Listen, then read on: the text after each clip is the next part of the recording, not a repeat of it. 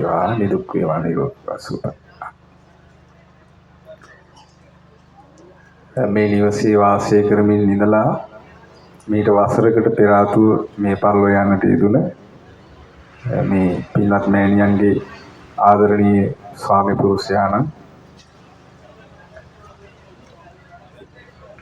ඒ වගේම අපේ පින්වත් ජීවන් මගිත් එක්ක එකට ඉස්කෝලේ ඉගෙන ගත්තේ අපි ක්ලාස්මේට්ස්ලා.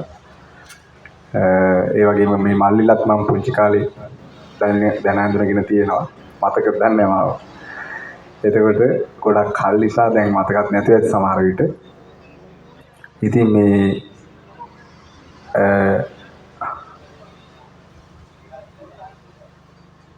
ජීවන් ගිෂාන් දිහා දැන් තමයි නම් මෙහෙම මතක් වෙන්නේ මල්ලිලාගේ. එතකොට මේ ඔවුන්ගේ පියාණන් ඒ වගේම මේ ආදරණීය මෑණියන්ගේ සෙනෙහබර ස්වාමි පුරුෂයාණන් මිය ගිහිල්ලා වසරක් පිරෙනවා. අදටද වසරක් පිරෙන්නේ? අදට වසරක් පිරෙනවා. ඒ නිමිති කරගෙන තමයි මේ ඊටාම මනරම් මයුරින් ඔබ මේ පින්කම සංවිධානය කරලා තිබෙන්නේ. එතුමාණන්ට පුණ්‍යානුමෝදනා කිරීම පිණිස.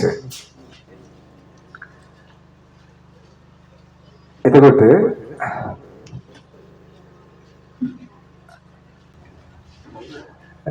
ඒ නිසා මේ පොඩ්ඩක් මම ටිකක් දුර බැහැර තමයි ත්‍රිකුණාමලී පැත්තේ වැඩ ඉන්නේ මේ දවස්වල.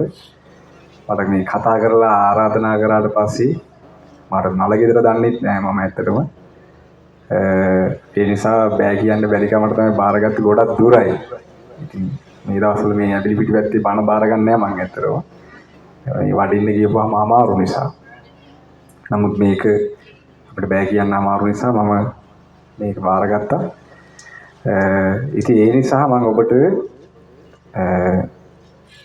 ඒ පියාණන්ට පුණ්‍යානුමෝදනාව පිණිස ලස්සන ධර්මයක් අද තෝරගත්තා ඔබත් එක්ක ඉගෙන ගන්න.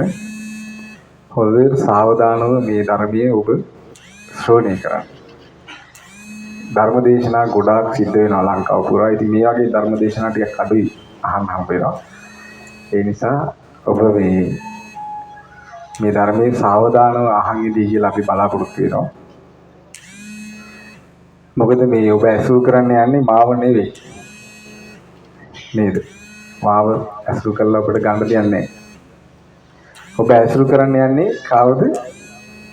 ඒ භාග්‍යවත් අරහත් සම්මා සම්බුදුරජාණන් වහන්සේ. දැන් මේ අද අපි ධර්මයේ ඉගෙන ගන්න යන්නේ මෙන්න මේ මාතේ වැඩ සිටින මේ උතුම් පොත් වහන්සේ මුල් කරගෙන මේ කුද්දක නිකායට අයිති සුත්ත නිපාතේ කියන පොත් වහන්සේ තමයි මගේ මේ අතේ වැඩ ඉන්නේ. මම බණ කියද්දි ගොඩාක් වෙලාවට මේ සුත්ත නිපාතේ තෝරගන්නවා. මොකද මම පුද්ගලිකව මේ මෙහි වැඩ සිටින දේශනාවලට බොහෝ ප්‍රිය කරන නිසා. ඉතින් මේ සුත්ත නිපාතය කියන නමවත් ඇත්තටම අපි බෞද්ධ වුණාට අහලා තිබුණේ නැහැ මම නම්. එතකොට මේ ගාන්ධ රත්නේ සිංහලට පරිවර්තනය කළා අපේ ගුරු දේවයන් වහන්සේ මේ පොතට නම දානවා අපේ බුදු සමිඳු තාවම වැඩ වෙසිටි කියලා අපිට පේන ඇති මේ පොත. අපේ බුදු සමිඳු තාවම වැඩ වෙසිටි. එතකොට මේ බුදුරජාණන් වහන්සේගේ මේ බුද්ධ දේශනා මේ පොත් වහන්සේකින් කියව ඉගෙන ගatti ජීවමාන බුදුරජාණන් වහන්සේගෙන් බණ අහනවා වගේ දැනෙනවා. මම හිතන්නේ ඒ නිසා තමයි මේ පොතට මේ නම දාලා තියෙන්නේ අපේ බුදු සමිඳු තවම වැඩ විසිටි කියලා. ඒ නිසා අද අපි ඊටාම මනෝරම්‍ය දේශනාවක් තෝරගත්ත ඔබත් එක්ක ඉගෙන ගන්න මම බොහෝ වතාවක් කරලා තියෙනවා මේ දේශනාව කලින්. මේ ඉවෙන්ට් එකට මලාකුට ගැළපෙන නිසා තමයි මම මේ දේශනාව අද තෝරගත්තේ. මොකද හේතුව දැන් ඔබේ පියාණන්ට පුණ්‍යානුමෝදනා කරන්න යන්නේ. එතකොට තාත්තලගේ සෙනෙහස ඉතින් බොහොම ගැඹුරු එකක්. ඒක තාත්තලා අපි වෙනුවෙන් එයාලගේ මුළු ජීවිත කාලෙම කැප කරනවා. එතකොට මේ තාත්තලා නිසා තමයි අද ඔබ එතන ඉන්නේ. ඔබ යම් සැපයක් සොම්නසක් විඳිනවද මේ ජීවිතය ඇතුලේ? ඒකේ ප්‍රධාන කොටස්කාරයෙක් අම්මා ඊට පස්සේ තාත්තා. මම ඉතින් ජීවන්ගේ තාත්තා ගැන ගොඩාක් ගුණ කියන්න මම දන්නේ නැහැ. ඒක ඔබ දන්නවා. අපේ තාත්තා මෙතන ඉන්නවා මම තාත්තා ගැන කියන්නම් වචනය. දැන් මම පැවිදි වෙන්න යද්දී ඒ පැවිදි වෙන්න යන දවසේ තමයි මගේ තාත්තා වැඩිපුරම අඬපු දවස. මම හිතන්නේ ජීවිතෙත් එයාගේ එදා වෙන්නේ නැති වැඩිපුරම අඬපු දවස. ඔබ දන්නවද මට අඬ අඬ කියපුවේ? මේක තාත්තා මරුණාට පස්සේ කියලා වැඩක් නැහැ. තාත්තා ඉඳිද්දී ආ ඉස්සරහා කියන්න ඕන එකක්.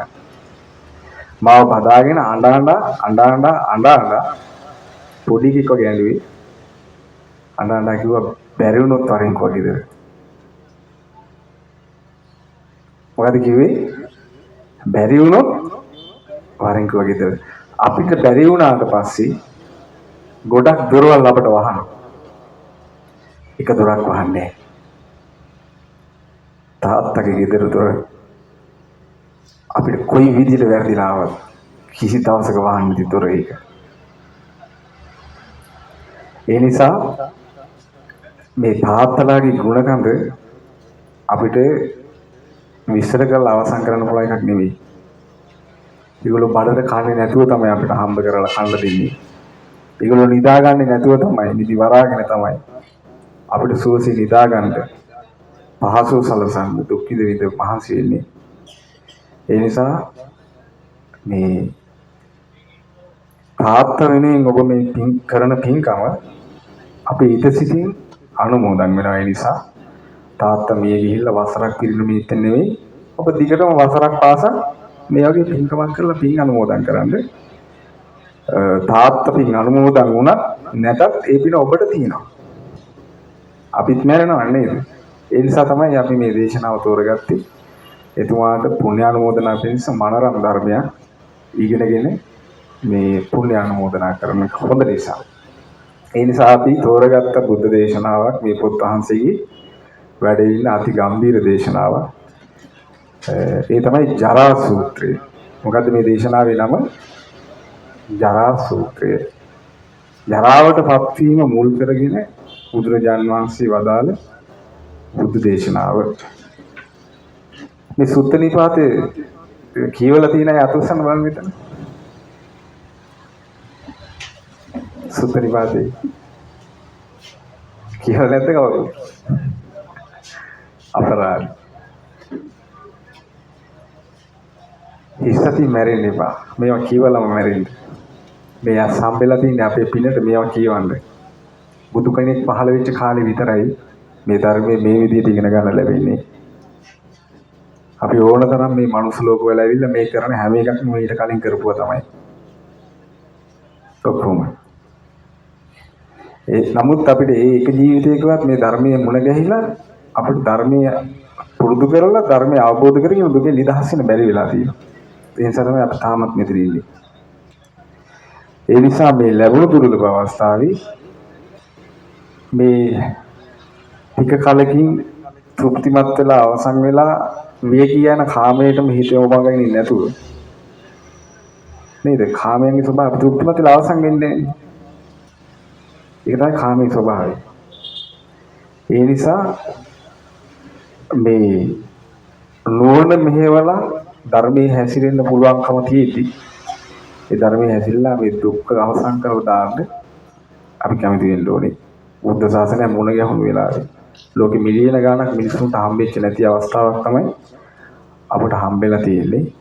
බුදුරජාණන් වහන්සේගේ ධර්මය අහලා මේ ජීවිතයේ සැපසේ වාසය කරන්න සහ පරලෝක ජීවිතයේ සැපේ කරා යන්න සහ සියලු දුකින් නිදහස් වෙන්න ලැබුණු දුර්ලභ අවස්ථාව. ඉතින් ඒ නිසා මේ දේශනාව අපි ඉගෙන ගනිමු. මේ දේශනාව හොඳට අහගෙන හිටියොත් ඒකට උවමනා කරන උත්තේජනය දුකින් නිදහස් වෙන්න උවමනා කරන උත්තේජනය ලබා ගන්න පුළුවන්. සහ මේ දේශනාව මම පුද්ගලිකව කැමති මේ දේශනාවේ තුනුරු වෙනට හිත පහදව ගන්න හරිම ලස්සන කරුණු තියෙනවා. ඒ නිසා තමයි මේ දේශනාව තෝරගත්තේ. ඔබට ලස්සන තෑග්ගක් අත් දීලා යනවා. හැබැයි සාවධානව අහගෙන ඉන්න. ඔබට එක එක දේවල් කල්පනා වෙයි හිතේ ඒවා පස්සේ කතා කරන්න. දැන් සාවධානව අහගෙන ඉන්න. ඒතර අපි ඉගෙන ගන්න දේශනාවේ නම මොකද්ද? ජරා සූත්‍රය. මේක පටන් ගන්නවා බුදුරජාණන් වහන්සේ ගාථා 8යි තියෙන්නේ. ගොඩාක් නෑ. ඒ නිසා මේ ගාථා 8 මම විස්තර කර කෙටි විස්තරයක් කර ඔබට කියලා දෙන්නම්. ඒතර ඔබ හොඳට මේක අහගෙන නුවණින් විමසන්න. පළවෙනි ගාථාව බුදුරජාණන් වහන්සේ දේශනා කරනවා මේ දේශනාව දේශනා වෙන්න හේතුවක් කියන්න ඕනේ. ඒ තමයි බුදුරජාණන් වහන්සේ සවැත් නුවර වැඩ ඉන්න කාලේ උන්වහන්සේ දවසක් සාකේත නුවරට පිණ්ඩපාතේ වැඩියා. කොහෙද වැඩි සාකේත නුවර තියෙන්නේ? සවැත් නුවරට අල්ලපු මේ නුවර. එතකොට සාකේතේට බුදුරජාණන් වහන්සේ පිණ්ඩපාතේ වැඩියා. එතකොට මේ සාකේත නුවර හිටියා ප්‍රභු බ්‍රාහ්මණේ. කවුද හිටියේ? ප්‍රභු බ්‍රාහ්මණේ හිටියා. එතකොට බුදුරජාණන් වහන්සේ මේ සාකේත නුවර දොරටුවෙන් ඇතුල් වෙද්දී මේ ප්‍රභු බ්‍රාහ්මණයා දැක්කා බුදුරජාණන් වහන්සේව. නාසය රත්තරන් පාටයි අපේ බුදුරජාණන් වහන්සේ. දෙතිස් මහා පුරුෂ ලක්ෂණයන්ගෙන් සෝභමානයි. එතකොට මේ ස්වර්ණ වර්ණ පින් සිරුර දුටු ගමන් මේ බ්‍රාහ්මණයා ඉස්සරහට දෝගෙන ගියා. බුදුරජාණන් වහන්සේ ඉස්සරහට මයි පුතේ මෙච්චර කල් කොහෙද ගිහින් හිටියේ කියලා බුදුරජාණන් වහන්සේ බදාගත්තා මෙයා කියපු ගමන්. බදාගෙන ඊට පස්සේ බුදුරජාණන් වහන්සේගේ පය පාමුල සිරිපා පාමුල වැටිලා බුදුරජාණන් වහන්සේගේ මේ සිරිපතුල ලිඹීම පුතේ කොහෙද ගියේ මෙච්චර කල් කියලා අහනවා. දැන් භික්ෂුන් වහන්සේලා පිටිපස්සේ වැඩ ඉන්නවා. ඒ භික්ෂුන් වහන්සේලා දන්නවා බුදුරජාණන් වහන්සේ පියාණන් කවුද? සුද්ධෝදන රජතුමා. දැන් මේ වෙන කෙනෙක් ඇවිල්ලා බුදුරජාණන් වහන්සේ පුතා කීයේ වඳිනවා. අනේ පුතේ අපි හරි දුකින් හිටියේ දකින්න නැතුව දැන් යන් කිව්වා ගෙදර එහෙනම්. අම්මත් බලාගෙන ඉන්නවා කිව්වා පුතා එනකම්. ඊට පස්සේ ඔන්න දැන් බුදුරජාණන් වහන්සේ පාත්‍රය දුන්නා මේ මනුස්සගේ අතට. දීලා දැන් බුදුරජාණන් වහන්සේ සද්ද නැතුව වඩිනවා අර මනුස්සගේ පිටිපස්සේ. එතකොට දැන් අනිත් මිනිස්සුත් මවිත වුණා. මේ මොකද්ද? මේ වෙන්නේ. ඊට පස්සේ දැන් බුදුරජාණන් වහන්සේ ඒ ගෙදරට ඇතුල් වෙනකොටම දොරටුවේ බ්‍රාහ්මණයේ ගෙදරට ඇතුල් වෙනකොටම ඒ බැමිණි ඉන්නවනේ. මෙතුමාගේ බිරින්දත් කෑ ගහගෙන දුවගෙන එනවා. මයි පුතේ මෙච්චර කල් කොහෙද ගිහිල්ලා හිටියේ? අපි හරි දුකින් හිටියේ පුතා නැතුව ගියේ. ඇවිල්ලා ඔන්න දැන් එතුමියත් ඒ බැමිණියත් ඇවිල්ලා දැන් බුදුරජාණන් වහන්සේ වැන්දා. දැන් දෙන්නම එකතු වෙලා දාණය සකස් කරලා පූජා කළා. පූජා කළා දැන් එහෙනම් හරි අද ඉඳලා හෙට ඉඳලා මේ වස් කාලේ අපේ ගෙදරින් තමයි කිව්වා පුතා වළඳන්න ඕනේ. බුදුරජාණන් වහන්සේ මේ ගෙදරට වඩිනවා හැමදාම. දැන් බුදුරජාණන් වහන්සේ දන්නවා දැන් මේ කවුද කියලා. ඒකයි බුදුරජාණන් වහන්සේ මුකුත් කියන්නේ නැත්තේ. එදා ඔන්න ඒ අයට ධර්මයේ දේශනා කළා මේ දෙන්න සුවන් වුණා.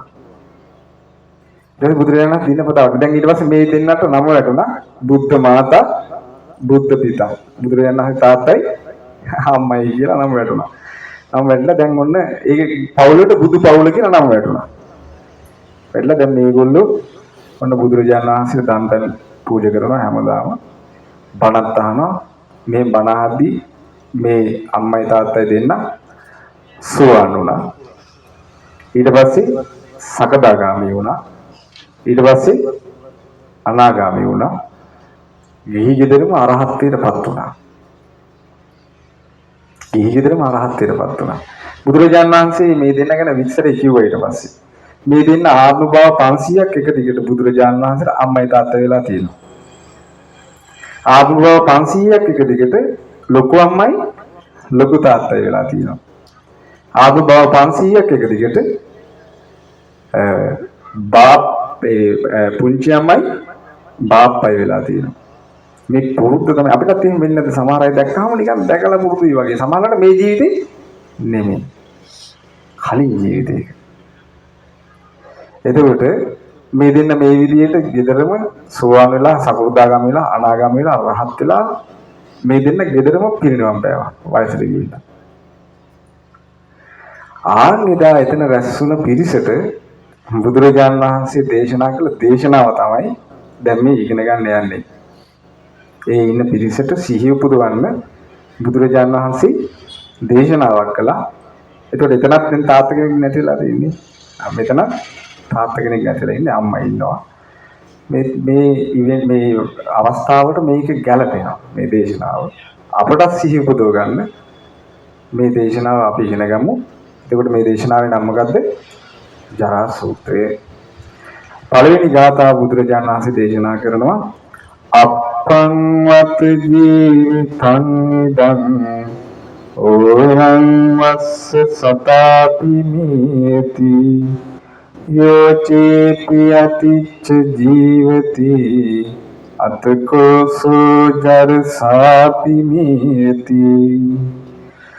බුදුරජාණන් වහන්සේ දේශනා කරනවා සැබවින්ම මේ දිවිය ටික කලයි තිබෙන්නේ වසර 100කට පෙර බොහෝ අය මැරෙන්නේ යන්තමින් ඊට වැඩි කලක් නම් ගෙවන්නේ ජරාවෙන් දුකට පත් වෙලා ඔහු මැරෙන්නේ.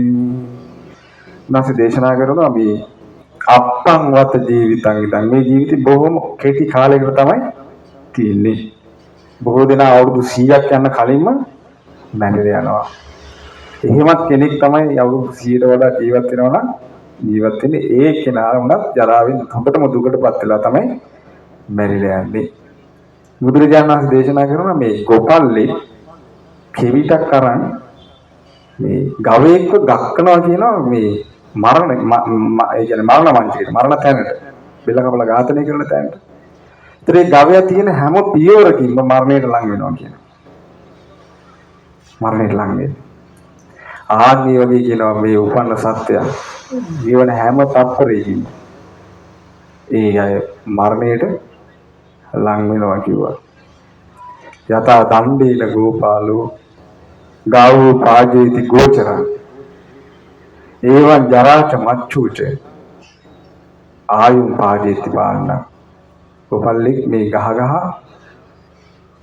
ගෙනියනවා කියන එක අර්ථය මොකද්ද? මේ ජීවිතේ අර කියන්නේ ඉපිද මැරේ යලි ඉපිදේ නොතිර සසර සාගරේ අතරතුරේ නොමැරි මැරි දසදහස් වරේ.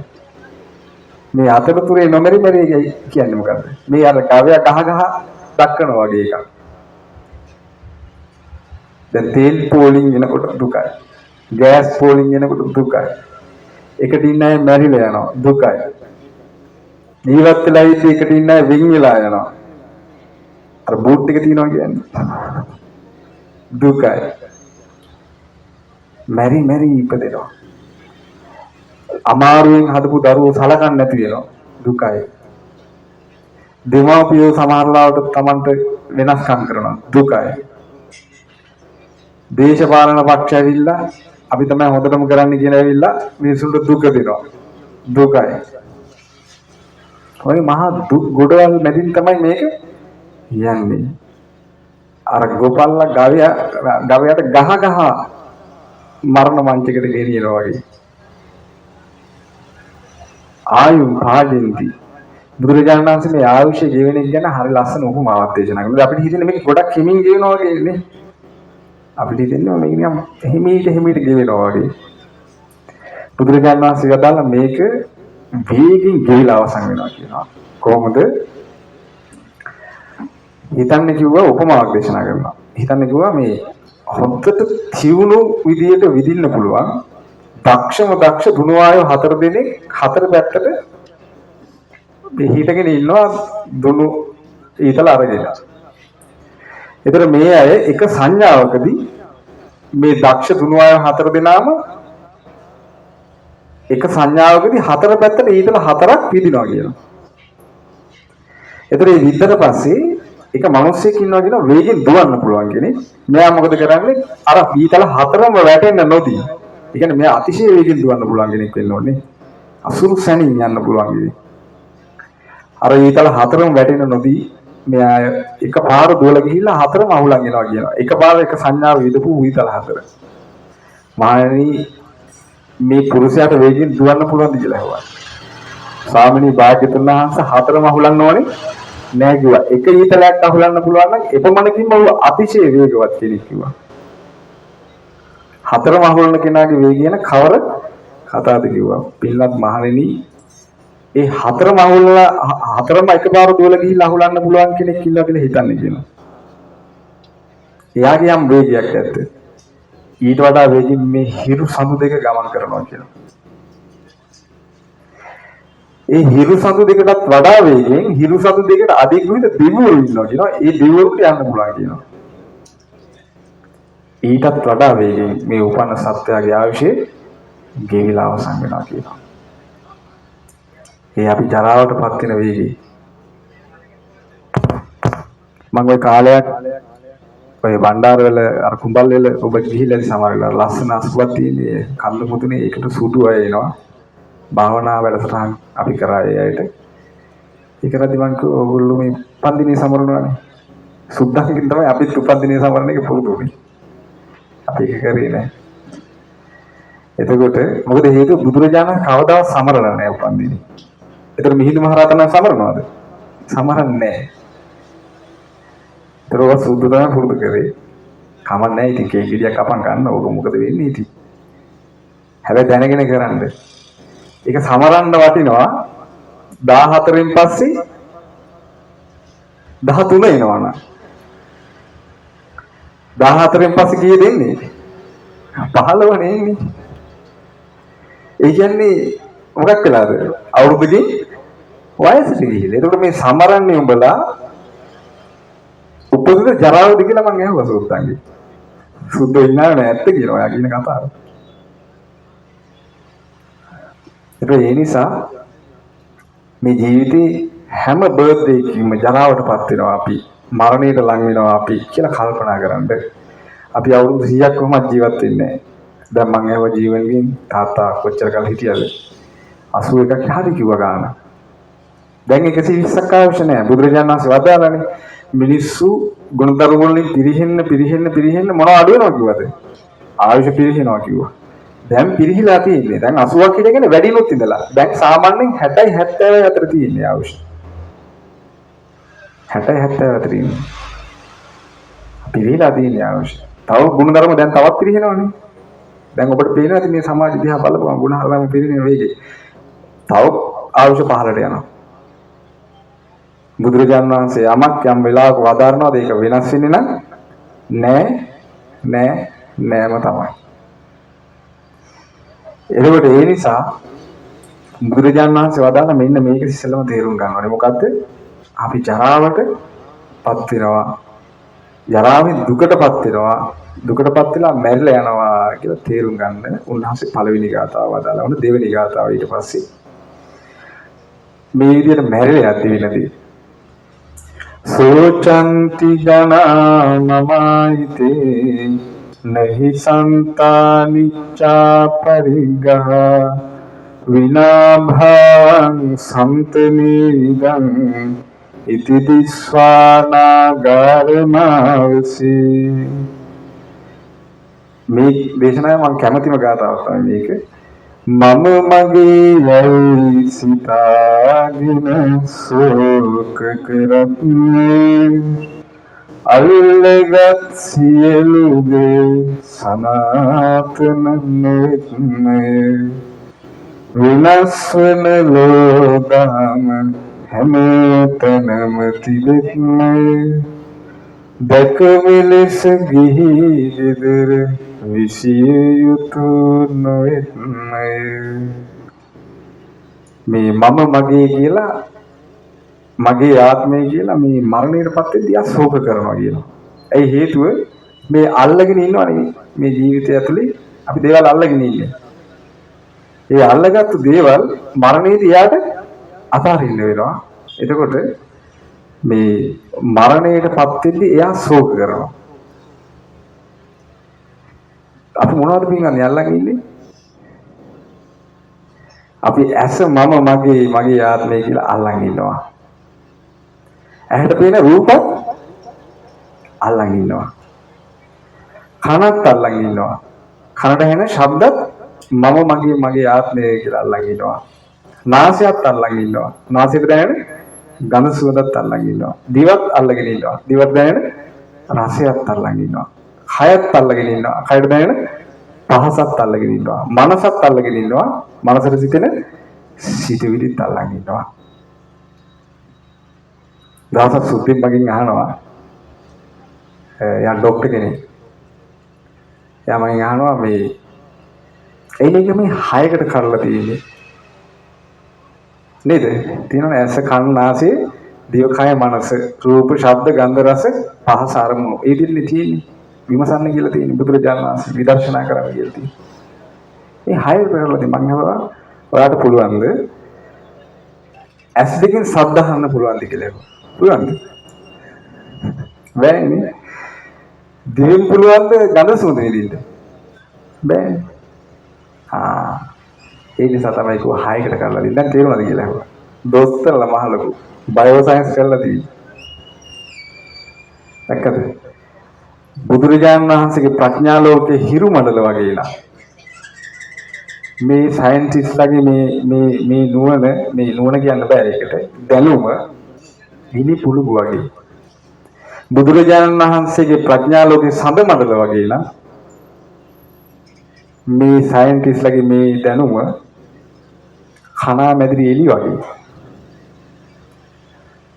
ඒ නිසා ඔබට මම කියලා දෙන්නම් මේ මගේ ආත්මය කියලා මේ අල්ලගන්න එක අපිට හරි අවාසියි.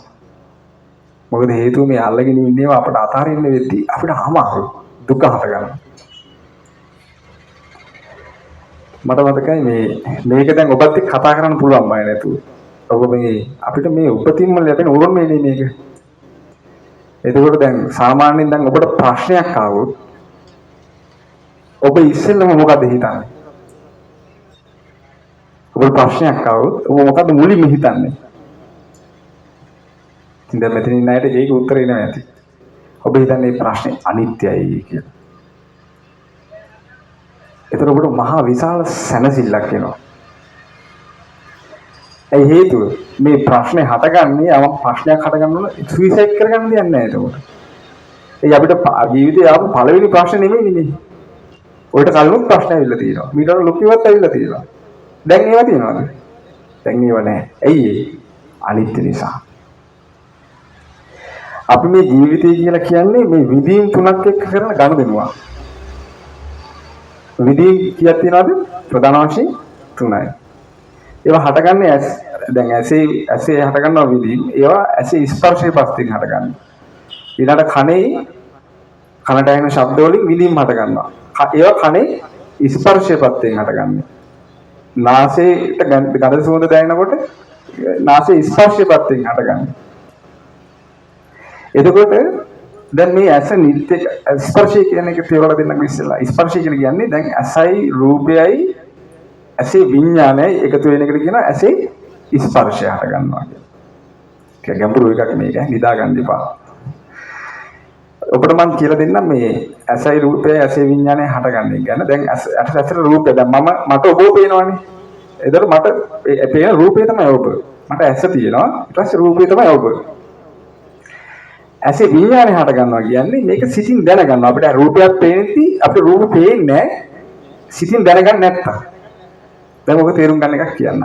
මම කියනවා ඔබේ ගෙදර කුස්සිය. දැන් කුස්සිය මතක් වෙනව නේද? හැබැයි දැන් කුස්සිය නැහැ නේ මෙතන. ඒක කුස්සිය මතක් වෙනවනේ. ඒ හේතුව මොකද? අපි රූපයක් ඇහෙන් දකිද්දී ඒක සිතින් දැනගන්නවා. ඒකට කියන ඇසේ විඥානය හට ගන්නවා කියලා. ඒක තමයි රූප පේන්නේ. දැන් නිදාගෙන ඉන්න වෙලාවට කවුරු හරි ඇවිල්ලා මොන හරි ඇහැ ඉස්සරහට පෙන්වුවාට අපිට පේන්නේ නැහැ නේ. ඇයි හේතුව? විඥානය හටගන්නේ නැහැ. එතකොට මෙන්න මේ කරුණු තුන එකතු වුණාට පස්සේ ඇසයි රූපයයි ඇසේ විඥානය එකතු වුණාට පස්සේ ඊළඟ ඇසේ ස්පර්ශය. ස්පර්ශයෙන් පස්සේ තමයි විඳීම හටගන්නේ. ඒක ලස්සන රෝස මලක් දකින්න. ඒතර ඔබට සැප විඳීමක් හටගන්නවා. නේ? ඔබට තුවාල හැදිලා පණුව ගහපන ඔය බලු කුමාරෙන් ඔබට කියන්න ලේසියි එතකොට. සුදු අයට මම ওই බල්ලොන්ගේ උපමාවෙන් තමයි මේක විස්තර කරලා කියලා දෙන්නේ. භාවනා ප්‍රෝග්‍රෑම් වලදී. මොකද මේ සුදු හරි කැමතිනේ බල්ලන්ට. බල්ලෙක් හිටියොත් සුද්දෙක් ඉන්නවා. මම එංගලන්තේ අවුරුදු 2ක් හිටියා. ඒ පාරවල් යද්දි බල්ලෙක් ඉන්නවා නම් කොහේ හරි ඒ ළඟම කවුද ඉන්නේ? සුද්දෙක් ඉන්නවා. සුද්දෙක් ඉන්නවා නම් ගොඩක් වෙලාවට හරි කැමති බල්ලන්ට. දැන් ඒව බෝලා මෙහි ගෙවල් ඇතුලේ සුද්ධ බල්ලෝ හදන්නේ. මෙහි ගෙවල් ඇතුලේ බල්ලෝ හදන්න පටන් අරන් ඒ ගෙවල් වලට ඇතුල් වෙන්න බෑ ගඳයි. ඒ ගෙවල් වල සුද්ධ බල්ලෝ හදන්නේ. එළි බල්ලෝ හදන්න බෑ උන් මැරෙනවා හැමෝම ෆීල්ඩ් කාලෙට. මෙහෙම එකක් නෑනේ එළි බලු කූඩුවක හදන්න බල්ලෝ ඉත් කොහොමද ඉන්නේ ගඳ ගහ ගහ. ඒ සුද්ධ සරණ යන්න එපා. සුද්ධ නිරාගමික වෙනකොට මෙහෙත් නිරාගමික වෙනවා. එහෙම වෙන්න ඕනේ නෑ. ඔය 48 නිදහස දුන්නා කිව්වට මම නම් පිළිගන්නේ නෑ. ඒ මිනිස්සු මනසින් වහල්ුනේ ඉන්නේ. මිනිස්සු තනිකර වහල්ුනේ ඉන්නේ. සුද්ධ වැලන්ටයින් සමරනකොට මෙහෙත් සමරන මොකටද? සුද්ධ ඒ නිරාගමික වෙනකොට මෙහෙත් නිරාගමික වෙනවා. සුද්ධ පිරිමිතිරි මෙහෙ කතාද වලකට මෙහෙත් ඕනේ කියනවා. ඇයි මේ? සුද්ධ හිට දෙදි ටික කරලා පාරේ ගියොත් ඉතින් මෙහෙ මිනිස්සු දෙදි ටික කරලා මොකද්ද මේ? ඔබ එහෙම පරගැටි වෙන්න එපා. අපි පුදුරජාණන් වහන්සේ වගේ අසහාය අද්විතීය ශාස්ත්‍රයේ සරණ ගිහපු ශ්‍රාවකයෝ. බල්ලෝ ගෙවල් ඇතුලේ හදන්න එපා එළිය හදන්න බල්ලෝ. එතකොට මේ බලු උපමාව කියන්නම් වෙලා යනවනේ. ඔන්න ඔබ හිතන්න ලස්සන අර බූල් දැවිච්ච ලස්සන බල්ලෙක් වෙනවා මෙතන. දැන් ඔන්න ඇස තියෙනවා. ඒතර රූපේ ඇස හමුවට ආවා. දැන් ඇසේ විඥානය හට ගන්නවා. එතකොට ඒ කරුණ තුන එකතු වුණාට පස්සේ ඒකට කියන ඇසේ ස්පර්ශය. දැන් මේ බල්ල ලස්සන නිසා මොකද කරන්නේ අපි? බලාගෙන ඉන්නාසයිනේ. බලාගෙන ඉන්නවා. ඔන්න මේ බල්ලා ගියා. දැන් එනවා ස්ට්‍රීට් ඩොග් කෙනෙක් from ශ්‍රී ලංකා. ලංකාවේ මේ පාරේ බල්ලෝ ඉන්නේ නෑ. එතකොට ඔන්න මේ බල්ලා එනවා. දැන් යන තනින් ගහ පන්නන බල්ලේ. ඒ බල්ලගේ ඇට කෑලි ටික විතරයි තියෙන්නේ. තුවාල හැදිලා හැමතැනින්ම මේ සැරව පිට වෙනවා, පණුවක් පිට වෙනවා. මේ වගේ බල්ලෙක් ආවා කියන්නේ ඇට කෑලි ටික විතරක් හැමට ඇලිච්ච. දැන් අපි මේ බල්ල දිහා බලාගෙන ඉන්නවද? ආසයිද අපිට? අපි එක්ක ඉක්මනින් අපි අයින් වෙනවා නැත්තම් අපි බල්ලව ඇයි මේ? අන්න ස්පර්ශයේ පැත්තෙන් හට ගන්නවා. එතකොට මොන විඳීමක්ද? දුක් විඳීමක්. දැන් අපි සමානලාවට අපි අර සුදු බිත්ති දිහා බලනවා. ඇසේ ස්පර්ශයෙන් සැපක් හටගන්නෙත් නෑ දුකක් හටගන්නෙත් නෑ. මධ්‍යස්ථ විඳීමක් හටගන්නවා. ජීවිතය කියලා අපි කියන්නේ මේ විඳීම් තුනත් එක්ක ඩීල් කරගෙන ඉන්න එකට. එතකොට කනත් එහෙමයි. දැන් ඔන්න අපි හිතමු මේ පැත්තේ ගෙදර එක්කෙනා මේ පැත්තේ ගියක් තියනවද? තියනවනේ. නැද්ද? පාරද තියෙන්නේ. ඔව් පාරෙන් එහා පැත්තේ ගෙදරක් තියෙනවා කියලා හිතන්නකෝ. ඒ ගෙදර එක්කෙනා ඔන්න එනවා.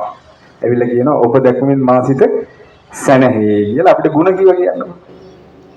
ඒතර ඔන්න කනේ ස්පර්ශය පැත්තේ සැපීමක් හට ගන්නවා. එහා පැත්තේ ගෙදර එක්කෙනා තරහයි කියන්නකෝ. එයා ඇවිල්ලා අපිට බයිනවා. සත්තුන්ගෙත් නම් කියේ. එතකොට මොකද වෙන්නේ?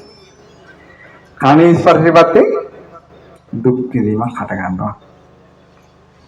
බස් එකක් යනවා එහෙනවා. අපිට අමු සැපකුත් නැහැ දුකකුත් නැහැ. මධ්‍යස්ථ විඳීමක් හට ගන්නවා. මම කියවනේ ඔබට ප්‍රශ්නයක් ආවට පස්සේ අනිත්‍යයි කියලා සිහි කරන්න කියලා. ඒතර අපිට ප්‍රශ්නයක් ඇවිල්ලා කියන්නේ මොකද්ද? දුක් විඳීමක් හටගෙන තියෙන්නේ. ස්පර්ශ ප්‍රත්‍ය. එතකොට දැන් අපි හිතමු බලපු රූපයක් නිසා නම් මේ දුක් විඳීම හටගෙන තියෙන්නේ. එතකොට මේ ඇහැ නිත්‍ය එකක්ද අනිත්‍ය එකක්ද? ඇහැ නිත්‍ය එකක්ද අනිත්‍ය එකක්ද? අනිත්‍ය එකක්. දැන් ජීවන් අපිත් එක 4 වසරේ හිටියා, 5 වසරේ හිටියා. එතකොට කන්නාඩි දැම්මේ නැහැ. දැන් කන්නාඩි දාලා. ඇයි? ඇස අනිත්‍ය නිසා. නේද? මටත් දාන්න වෙයි දැන් ළඟදී. ජීවන් දැම්ම කියන්නේ මාත් දාන්න වෙයි දැන් ටික දවසකින්. අපි දින එක වයසේ. එතකොට එහෙනම් ඇස අනිත්‍ය නම් ඇහැට පෙනෙන රූප නිට්ටයද අනිත්‍යද? රූපත් අනිත්‍යයි. එතකොට මේ අනිත්‍ය වූ ඇසත් අනිත්‍ය වූ රූපත් නිසා හටගන්න ඇසේ විඥානය ඒක නිට්ටය වෙනවද? අනිත්‍යයි. යමක් අනිත්‍යද බුදුරජාණන් වහන්සේ වදාළ එක දුකයි. ඇස නොපෙනී යද්දී මොකද වෙන්නේ? දුකයි. මේක නවත්තන්න පුළුවන්ද? ඇයි? යමක් අනිත්‍යද දුකද? ඒ අනාත්මයි කිව්වා. තමන්ගේ වශයෙන් පවත්වන්න බෑ කිව්වා. මේ නිසා බුදුරජාණන් වහන්සේ වදාලා මම නොවේ, මගේ නොවේ, මගේ ආත්මේ නොවේ කියලා තියුණු කරපු ප්‍රඥාවෙන් දකින්න කිව්වා. ඔක ඉතින් ඔබත් එක්ක කතා කරන්න පුළුවන් මේව. සුත්තෙක් එක්ක කතා කරන්න හරි අමාරුයි. අනාත්මය වගේ විෂය, අනිත්‍ය වගේ විෂය හරිම අමාරුයි. මම දවසක් ප්‍රශ්නයක් වෙච්ච සුද්දෙකුට අනිත් දැන් ප්‍රශ්නයක් වෙලා ඒ මිනිස්සයා ආවේ මම එංගලන්තේ ඉන්න කාලේ පෞල් ප්‍රශ්නයක් වෙලා දවස් ගාණක් කන්නේ නැතුව ඉඳලා මිනිස්සෙක්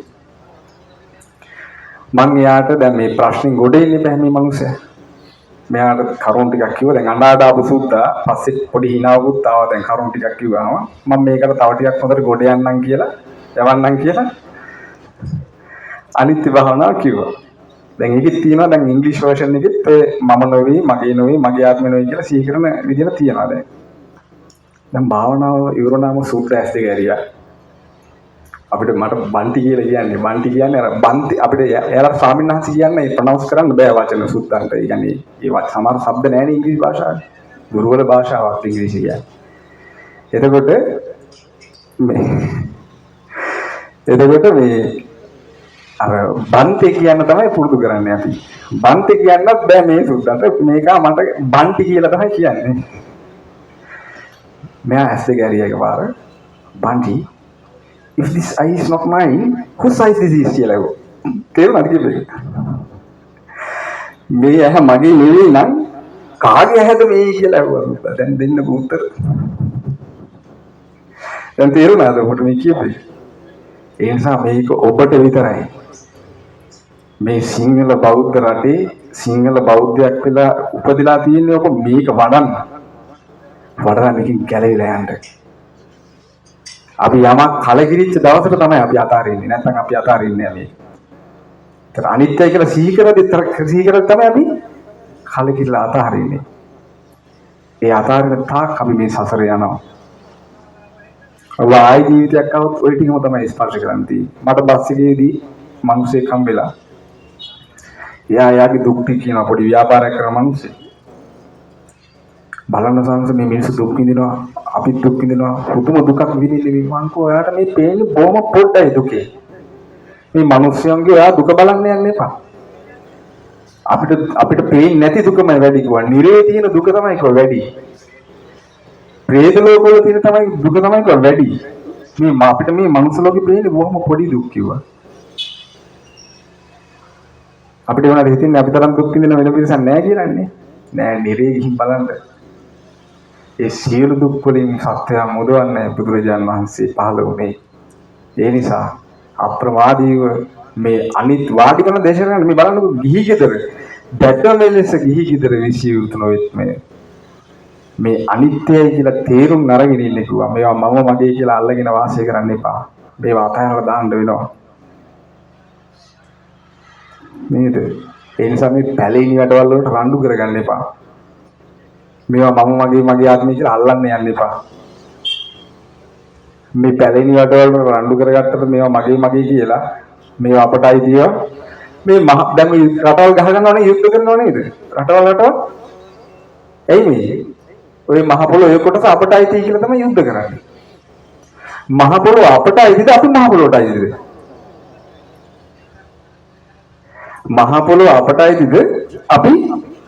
අපි මේ මහ පොළොවටයි මේ දැන් මේ මම මේන්ටේන් කරන රූපේ නේද දැන් සමහර ගයනවා එහෙම ගස්ලා බුත් ගන්නවා පැපලුත් ගන්නවා වැටපලුත් ගන්නවා පතොලක් මූණේ ගන්නවා කැරටුත් ගන්නවා බීටුත් ගන්නවා ඔහොම කරලා අවසානයේ මේක මහ පොළොවට පස් වෙන්නේ නැද්ද අපිටත් එච්චරයි කාන්තාවට විතර නෙමෙයි මං කියන්නේ කොහොම මේන්ටේන් කරගෙන හිටියත් අවසානයේ වෙන්නේ නැද්ද එතකොට ඒ නිසා මේ මහ පොළොවට රණ්ඩු කරන්න එපා. මේ තියෙන දේවල් මේ තියෙන ධනෙට මේ තියෙන බලයට මේ කිසි දෙයකට තියෙන රූපෙන් මත් වෙන්න එපා. වැඩක් නැහැ. මේවා මම නෙවෙයි. මේවා අනිත්‍යයි. දුකයි. අනාත්මයි. මම නෙවෙයි, මගේ නෙවෙයි, මගේ ආත්මය නෙවෙයි කියලා එක මොහොතක් සිහි කරන දවසට එකපාරක් හරි ඔබ ප්‍රඥාවන්තයෙක් වෙනවා. ඔබට ඇතේරිද්දි ඔබට සැපයි. ඔබ 1000ක් ඇල්ලුවොත් දුක් 1000යි.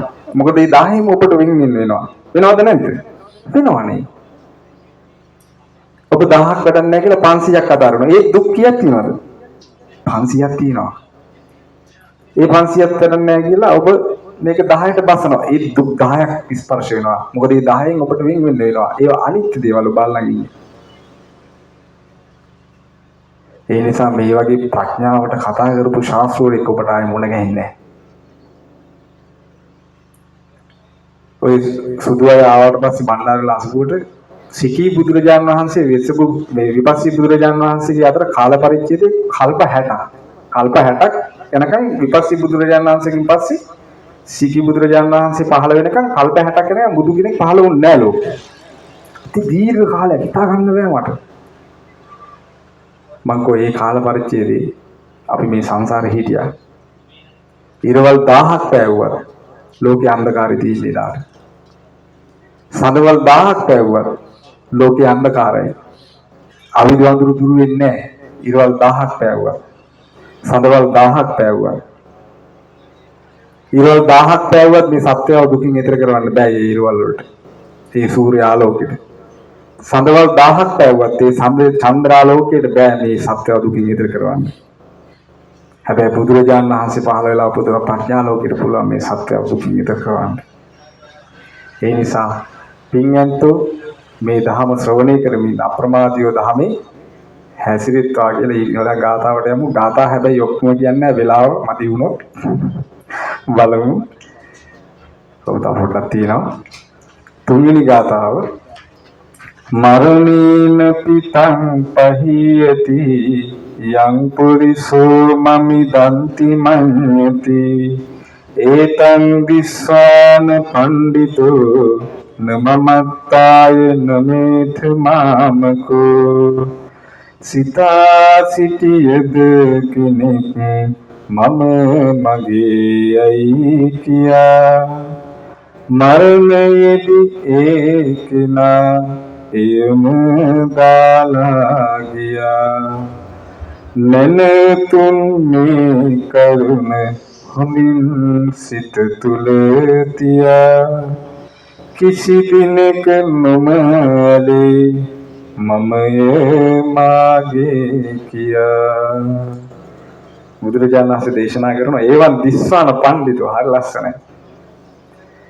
මේ මම මගේ කියලා අල්ලන් ඉන්න දෙයම මරණයටපත් වෙද්දී දාලා යන්න වෙනවා කියලා කල්පනා කරන පඬිතයා කිසි දවසක අල්ලන්නේ නැහැ කියනවා මේ සංස්කාර මම මගේ කියලා අල්ලන්නේ නැහැ කියනවා. ඒ කවුද? පඬිත්. පඬිත් අමරදේව නෙවෙයි. අමරදේව මහත්තයා පඬිතෙක් තමයි ඒ ශේත්‍රයේ. බලන්න මේ මිනිස්සයා කියපු සින්දු නේද?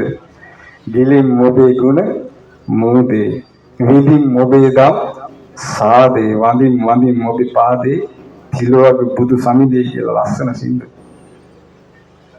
එතකොට මේ කියන්නේ මේ පඬිත් නෙමෙයි බුදුරජාණන් වහන්සේගේ ධර්මයේ නුවණින් විමසන ශ්‍රාවකයා පඬිතයා නුවණැත්තා කිසි දවසක අල්ලන්නේ නැහැ කියනවා මේවා.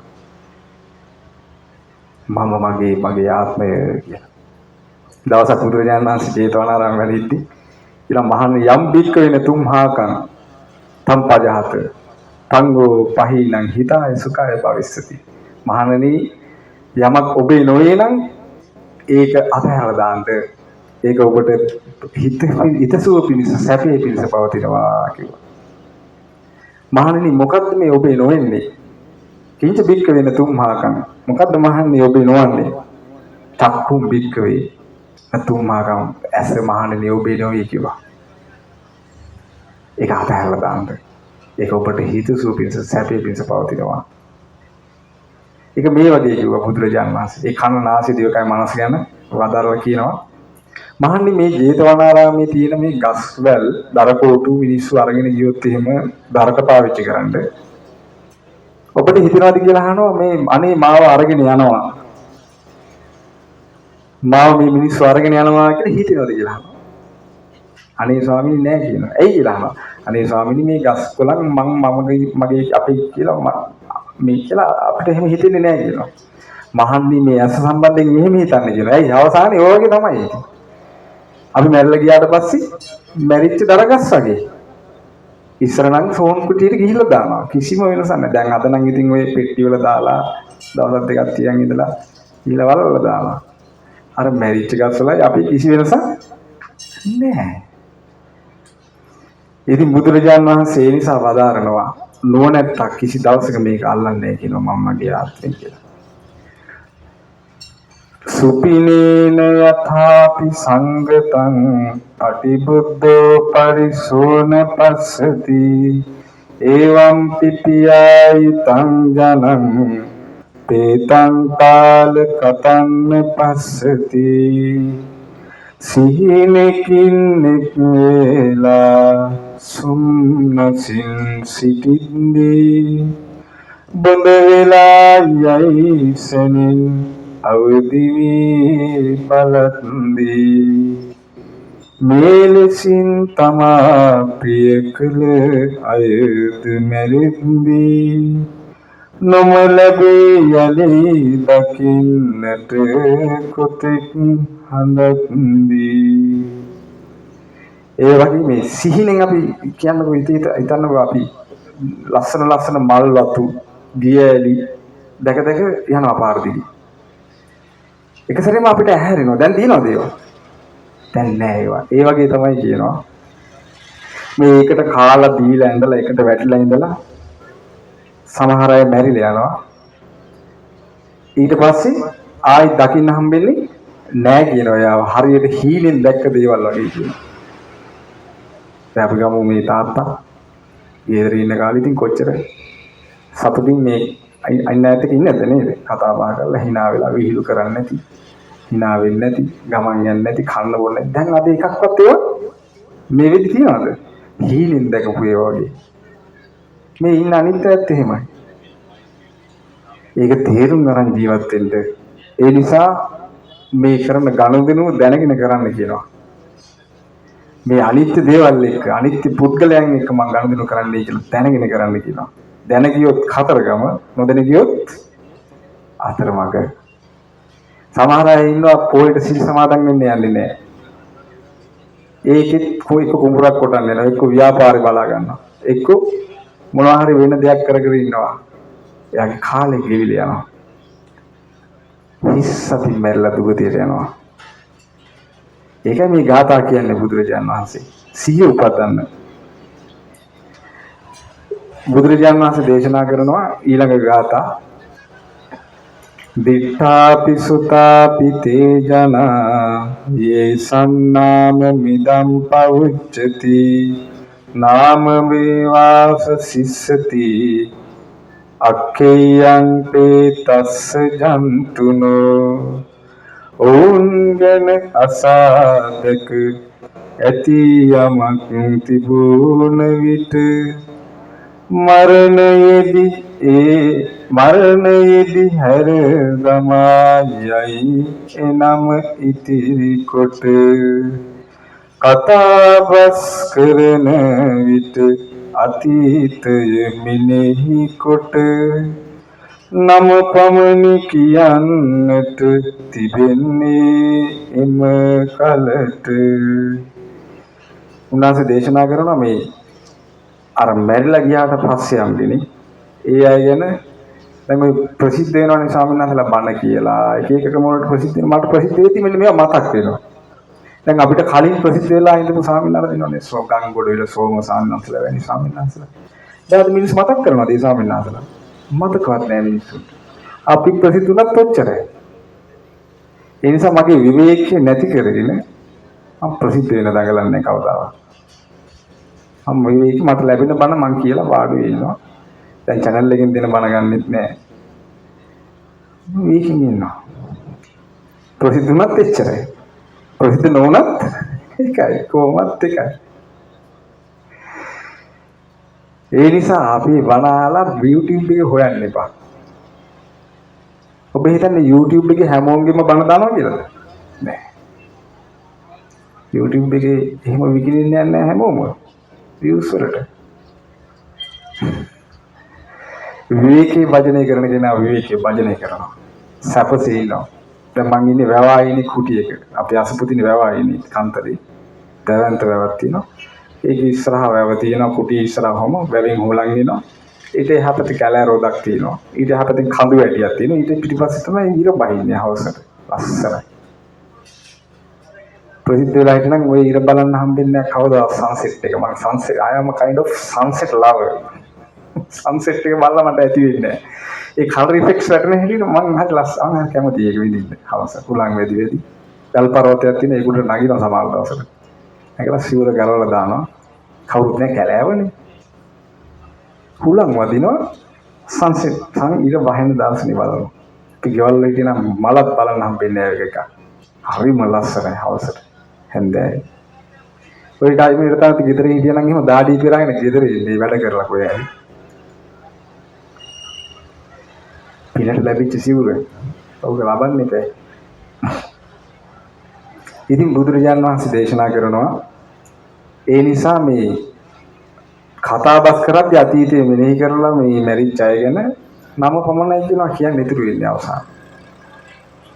සෝක පරිදේව මච්චරං නජහන්ති කිද්ධාමමායිතේ තස්මා මුනයෝ පරිග්ගහං හිත්වා අචරින්සු කේම දස්සිනෝ මම මගේ යයි කියා ගිජු වෙලා වසන්නේ සෝකල පුම්මසුරුකම් බහැර නොයන්නේ එනිසාය මුනිවරුන් හැම බඳුන් නසන්නේ දියක් නැති නිවන් දැක තුටින් කල් ගෙවන්නේ මේ බුදුරජාණන් වහන්සේ දේශනා කරනවා මේ මුනිවරු ඒ කියන්නේ මහරහතන් වහන්සේලා මේ මගේ ආත්මය කියලා කිසිම දෙයක් අල්ලගන්නේ නැහැ කියනවා. ඒ නිසා උන්වහන්සේලාට නැති වෙති ශෝක කරන්න දෙයක් ඉතුරු වෙන්නේ නැහැ කියනවා. ශෝකේ මසුරුකම තියෙන්නේ අල්ලගත්තු දෙයක් නැති වෙලා යද්දි. උපදින එක තමයි ශෝකේ කියන්නේ. මසුරුකම කියන්නේ එහෙම එකක්.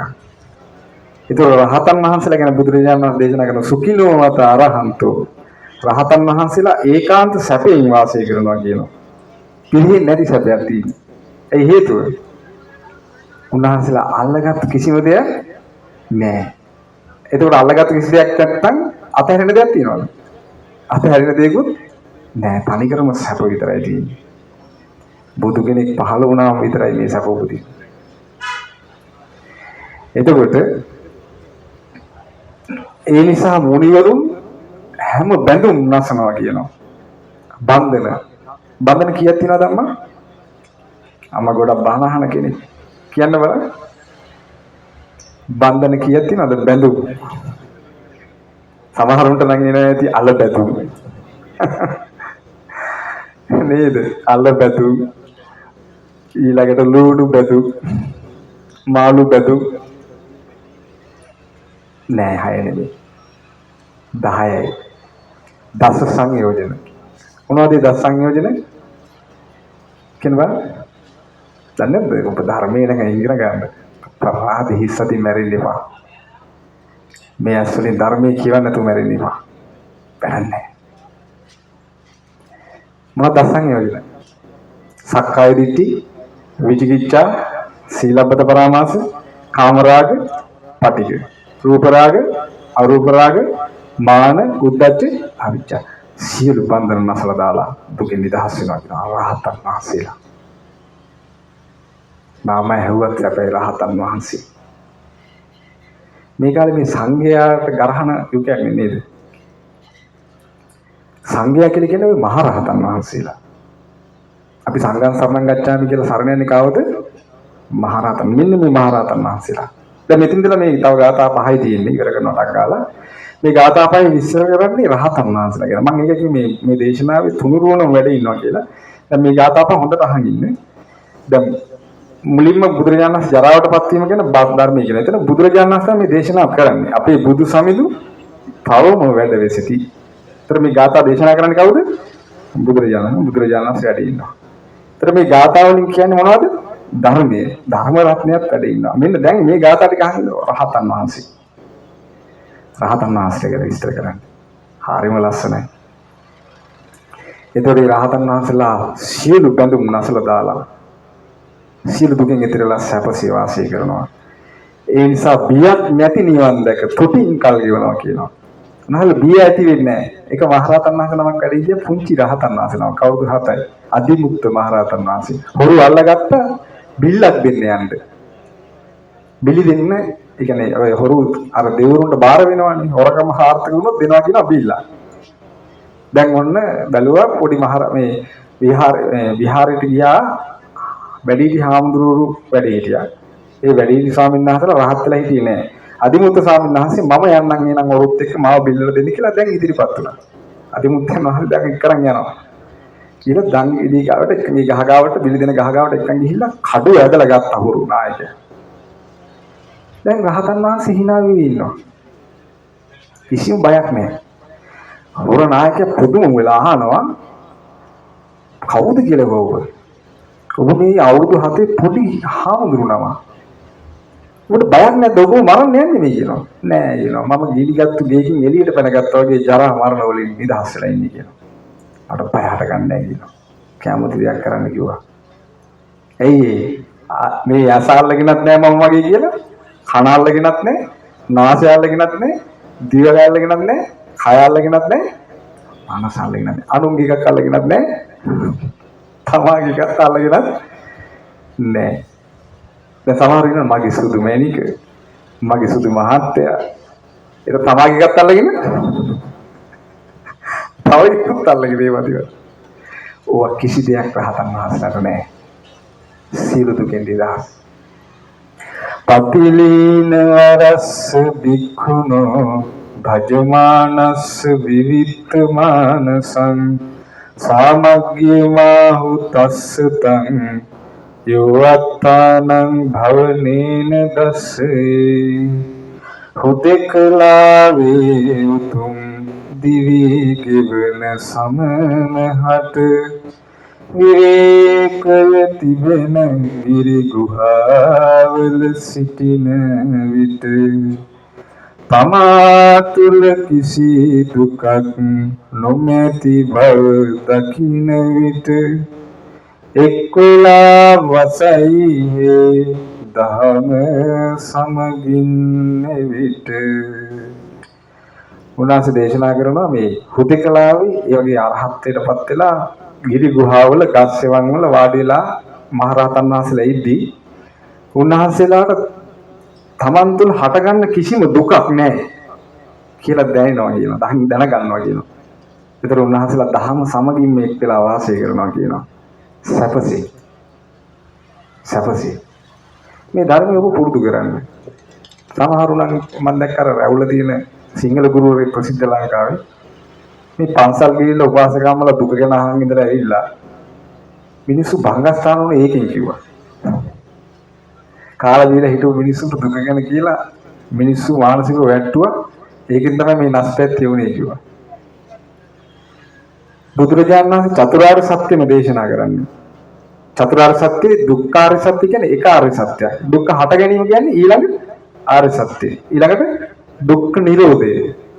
ඒ කියන්නේ මොකක්ද? අමා මහ නිවන. නිබ්බානම් පරමං සුඛං. උන්දර මතක නැති වෙලා සුද්ධ නිරාගමික වුණාම නිරාගමේ කට්ටිය නෙවෙයි. සුද්ධ සරණ ගිහපු බුද්ධං සරණං ගච්ඡාමි නෙවෙයි. මොකද සරණං ගච්ඡාමි? සුද්ධං සරණං ගච්ඡාමි. නිරාගමික වුණේ ඒ නිසා. තමට බෞද්ධ. සුද්ධං සරණං ගච්ඡාමි. ආන්න බුදුරජාණන් වහන්සේ දුක්ඛ නිරෝධය කියලා පනවන්නේ මොකද්ද? ඒ ආමාමහ නිවන. නිබ්බානම් පරමං සුඛං. එහෙනම් උන්වහන්සේ තමයි මම සුද්ධන්ට කියලා දෙනවා ඔක. දුක ගැන දේශනා කරේ මුලින්ම දුකට සංවේදී වුණොත් තමයි මාර්ගය පුරුදු කරන්න පටන් ගන්නෙ. දුකෙන් නිදහස් වීම පිණිස. නැත්තම් කොහෙද දුකෙන් නිදහස් වෙන මාර්ගය පුරුදු සිල්වත් වෙන්නේ. භාවනා කරන්නේ, දන් දෙන්නේ. නෑ, ඔය ඉලි. ඊට දුක හටගන්නේ මෙහෙමයි කියලා දේශනා කළා. දුක නිරුද්ධ වීම ගැන දේශනා කරනවා. මේ තමයි ලෝකේ තියෙන අග්‍රම සැපය. ඔබ මාර්ගය පුරුදු කරලා බලන්න සැප පුදුන දුක පුරුදුනවාද කියලා. දැන් අපි ගමු මේ ඉන්න අයගේ දේවල් වල මොනවා හරි ප්‍රශ්නයක් හටගත්තොත් හොඳට බලන්න එක්ක බීපු මිනිස්සෙක් නිසා. එක්ක හොරකම් කරන මිනිස්සෙක් නිසා. එක්ක වර්ධි කාම සේවනය කරලා කවුරු හරි ගෙදර. එක්ක බොරු කියලා. එක්ක සත්ත්ව ඝාතන කරලා. ඒවා වැළකුණා නම් ඒවා හට ගන්නවද නෑ. එහෙනම් මාර්ගය තුල මොකක්ද උපදින්නේ? දුකද සැපද? ඛණ්ඩ තිබ්බත් සැපයි නැතත් සැපයි. අඳින තිබ්බත් සැපයි. ධර්මයේ පුරුදු කරන කෙනාට මෛත්‍රී භාවනාව වඩලා බලන්න. කලින් තරම් Tamanට ද්වේෂයෙන් නැත්තම් සැපයිද දුකයිද? සැපයි. ඒ මාර්ගයේ වඩලා නිවන් දැකපු රහතන් වහන්සේලා අහන්න වැඩ ඉන්නවා. ගල් ගුහාවල, ගස් සෙවන් වල වැඩ ඉන්නවා නිවන් සැපේ, අග්‍ර සැපේ ලෝකේ. විඳින්නේ. ඒක රහතන් වහන්සේ නමක් උන්වහන්සේ රජ කෙනෙක්. ගිහි කාලේ ඇවිල්ලා දැන් උන්වහන්සේ පැවිදි වුණා, අරහත්ත්වයටපත් වුණා. ගස් සෙවනේ වාඩි වෙලා ඉන්නවා. උන්වහන්සේ කටින් පිට වෙනවා. අහෝ සැපයි. අහෝ සැපයි. අහෝ සැපයි කියලා කියනවා. මේක දැක්ක අනික් ස්වාමීන් වහන්සේලා. ඒක රජගෙදරින් ඇවිල්ලා පැවිදිච්ච කෙනෙක්. හිතුවා මේ අන්තපුරේ සැප සිහි කරනවා ඇති එකත් එකටම. ඒක තමයි මේ සැපයි සැපයි කියන්නේ. ගිහිල්ලා බුදුරජාණන් වහන්සේ කම්ප්ලේන් කරා ස්වාමීනි භාග්‍යවතුන් වහන්සේ අර රජගෙදරින් ආපු රජතුමා පැවිදි වුණා මතක නේද? ඒ රජතුමා පැවිදි වෙලා අන්න ගස් සෙවන් වල වාඩි වෙලා අනේ සැපයි කී ඉන්නවා. පොඩක් හොයලා බැලුවොත් හොඳයි කිව්වා. එන්න කියන්නේ කිව්වා බද්දියට. බද්දියේ මහරහතන් වහන්සේ නම. ඒ බද්දිය මහරහතන් වහන්සේ ආවා බුදුරජාණන් වහන්සේ ළඟට වැඩියා.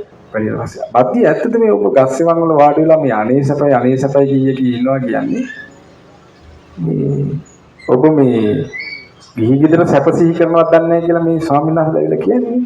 මොකද කියලා හුවා මේ සැපයි ගන්න. අනේ ස්වාමීනි මං ගිහි ගෙදර ඉඳෙද්දි මං ඇතා පිටින් ගමන් ගියේ. රත්තරන් සිරිප්පු පාවිච්චි කළේ. ස්වාමීනි භාග්‍යවතුන් වහන්සේ මං ඒ සියල්ල අතහැරියා. මම රත්තරන් භාජන වල දාන්නේ මේ කෑම ගත්තේ. ඒ රත්තරන් තැටිය මං අතහැරියා. මැටි පාත්‍රය අතට ගත්තා. මේක තමයි මගේ දෙවෙනි ඔටුනු පෙරදීම කිව්වා. ස්වාමීනි භාග්‍යවතුන් වහන්සේ මම පින්ඩ පාත කරගෙන ඇවිල්ලා. ඒ පින්ඩ පාතෙන් යැපෙන ජීවිතයට තමයි මම කැමති. කාලි ගෝදාවගේ පුතා වූ පත්තිය නිකලෙස් සිතින් භාවනා කරන්න කිව්වා. ස්වාමීනි භාග්‍යවතුන් වහන්සේ දානි ටිකක් පින්ඩ පාත කරගෙන ඇවිල්ලා වළඳලා සෝහනේ ජීවත් වෙන්න තමයි මම කැමති. කාලි ගෝදාවගේ පුතා වූ පත්තිය නිකලෙස් සිතින් භාවනා කරන්න කිව්වා. ලැබෙන දෙයකින් සතුටු වෙලා ලැබිච්ච සිවුරෙන් සතුටු වෙලා ගත කරන ජීවිතය තමයි මම කැමති. කාලි ගෝදාවගේ පුතා වූ පත්තිය නිකලෙස් සිතින් භාවනා කරන්න කිව්වා. කියලා මෙහෙම ලොකු ඉස්සරහක් තියෙනවා ඒකේ. ඔහොම කියාගෙන යන උන්වහන්සේ ගත කරන අල්පිත ජීවිතේ. කියනවා ස්වාමීනි භාග්‍යවතුන් වහන්සේ ඉස්සර මම වැඩි හිටියේ මම ගෙදර ඉඳි හිටියේ තට්ටු 7ක මහල් නිවාසයක මාලිගාවක. ඒ මාලිගාවේ පිටත් ආරක්ෂක බටයෝ දාලා හිටියා. ඇතුල් පැත්තේ ආරක්ෂක බටයෝ දාලා හිටියා. ස්වාමීනි ඒත් මම පරාණ බය ජීවත් වුණේ කිව්වා. අද කිසි බයක් ඇති ගැනීමක් නැතුව මම මේ ගස්සෙවන් වල සුවසේ වැඩ ඉන්නවා කිව්වා. මට ඒ සුවේ විදිහට කටින් පිට වුණා ස්වාමීනි. අනේ සැපයි. ඔබට මේ සැපේ මේ ගිහි ගෙවල් වලින් විඳින්න බෑ. සිද්ධාස්ථානට යන්න පොයි දවසට ගිහිල්ලා සිල් සමාදන් වෙන රහතන් වහන්සේලාට උපහාර පිණිස චුට්ටක් විඳින්න පුළුවන්. ඒකම ගන්න බෑ. චුට්ටක් විඳින්න පුළුවන්. පොයට සිල් ගන්න නැතුව ඉන්නේ පම් අපරාධේ. ඉස්සර මම පොයට අපි බෑන්ඩ් එකක් ප්ලේ කරා ඒ කාලේ. ඒක ප්‍රැක්ටිස් කරේ පොය දවසේ. මට ධර්මයේ මුණ ගැහුනේ අහම්බෙන් ඇත්තටම අපිට එහෙම ධර්මයක් දන්නවා ජීවන්ලයි අපි කියන්නේ ඉස්සර. එතකොට පොයටත් බොන කාලයක් තිබ්බා. එතකොට අහම්බෙන් තමයි මට ධර්මයේ මුණ ගැහුනේ. ඊට පස්සේ මම දින පතා බෑන්ඩ් ප්‍රැක්ටිස් කරන්නතු ගිහිල්ලා සිල් සමාදන් වුණා. ඒක වෙනම සෝයක්. ගිහි කෙනාට රහතන් වහන්සේ විඳින සැපේ දවසකට විඳින්න භාග්‍යවතුන් වහන්සේ පණවන්නේ මේ උපෝසීලේ. උපෝසීලේ රකින්න කෙනා කැමති දිව්‍ය ලෝකෙට යන්න පුළුවන් කියලා යාට බුදුරජාණන් වහන්සේ. කැමති වෙන්නේ තුසිතකද ඒ යන්න පුළුවන්. කැමති වෙන්නේ නිම්මාන රතියකද ඒ යන්න පුළුවන්. මෙහෙනම් එන්න එපා ආයි වැඩක් නැහැ. මේ පේන්නේ නැද්ද? මේ බණපදේ ආයි ඇහෙන්නේ නැහැ. ආයි ඔබ මැරලා මංස ලෝකෙට නම් එන්න හිතන්න එපා. යාගන්න පුළුවන් නම් දිව්‍ය ලෝකෙකින් දැන් තාවතිස්සකම් තාම බුදුරජාණන් වහන්සේ පිළිදන් දාලා දවස් 26යි. මෙහි අවුරුදු 100ක් කියන්නේ ඒක දවසෙන් නේද අම්මා? එහෙ තමයි ධර්මයේ කතාව වෙන්නේ ඊට වඩා හොඳට. දෙවිවරු. ඒ බුදුරජාණන් වහන්සේ සත්ත දේව මනුස්සාන. දෙවිවරුන්ගේ ශාස්ත්‍රඥාන්සේ මිනිසුන්ගේ ශාස්ත්‍රඥාන්සේ. මෙහි එන්නේ මේ දැන් පේන්නද වේගෙන් විකෘති කරගෙන යනවා. දැන් කොටසක් කියන්නේ බුදුරජාණන් ලංකාවේ තිබුණා කියලා. කැකබලලා තියෙන්නේ. දැන් ඔය ඉස්සරහට වැඩි වෙනවා. ඉතින් ඊට පස්සේ මෙහි විතරයි මේ මනුස්ස ලෝකේ ඇවිල්ලා ඉපදෙන්න තියෙන ලංකාවේ විතරයි. ඒකත් ඉස්සරහට වැඩක් නෑ ඇවිල්ලා. ඒ නිසා මේ මුනිවරු ගැන හිත පහදව ගන්න. ඒ මුනිවරු ඉන්න සැපේ අපි මාත්‍ර වශයෙන් හරි විඳින්න ඕන කියලා හිතන්න මේ දුර්ලභ මනුස්ස ජීවිතය ඉවර වෙන කලින්. ධර්මයේ හැසිරෙන්න.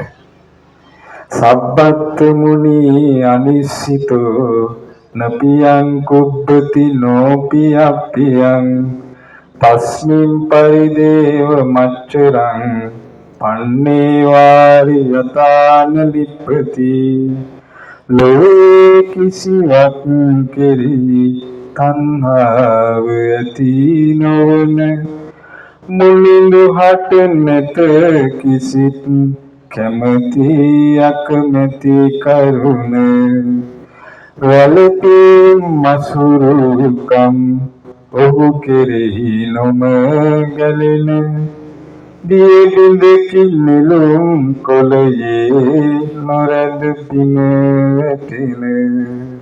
හරි ලස්සනයි මේ ගාථා බලන්නකො ලස්සන. ලෝකේ කිසිම දෙයක් කෙරෙහි තෘෂ්ණාව හටගන්නේ නැති මුනිවරුන්ට මේ කැමැති කරුණුත් නැහැ කියනවා, අකමැති කරුණුත් නැහැ කියනවා. කැමැති දේවල් ඇත්තෙත් නැහැ, අකමැති දේවල්ත් නැහැ. කැමැති දේවල් අකමැති දේවල් තියෙද්දි මොකද්ද වෙන්නේ අපිට? කැමැති දේවල් ලැබෙද්දී අපි ඇලෙනවා, අකමැති දේවල් ලැබෙද්දී ගැටෙනවා. එහෙනම් රහතන් වහන්සේට මොකද්ද නැත්තේ? ඇලීමුත් නැහැ, ගැටීමුත් නැහැ. ඒකයි වදාළ නිබ්බානම් පරමසුඛං කියලා.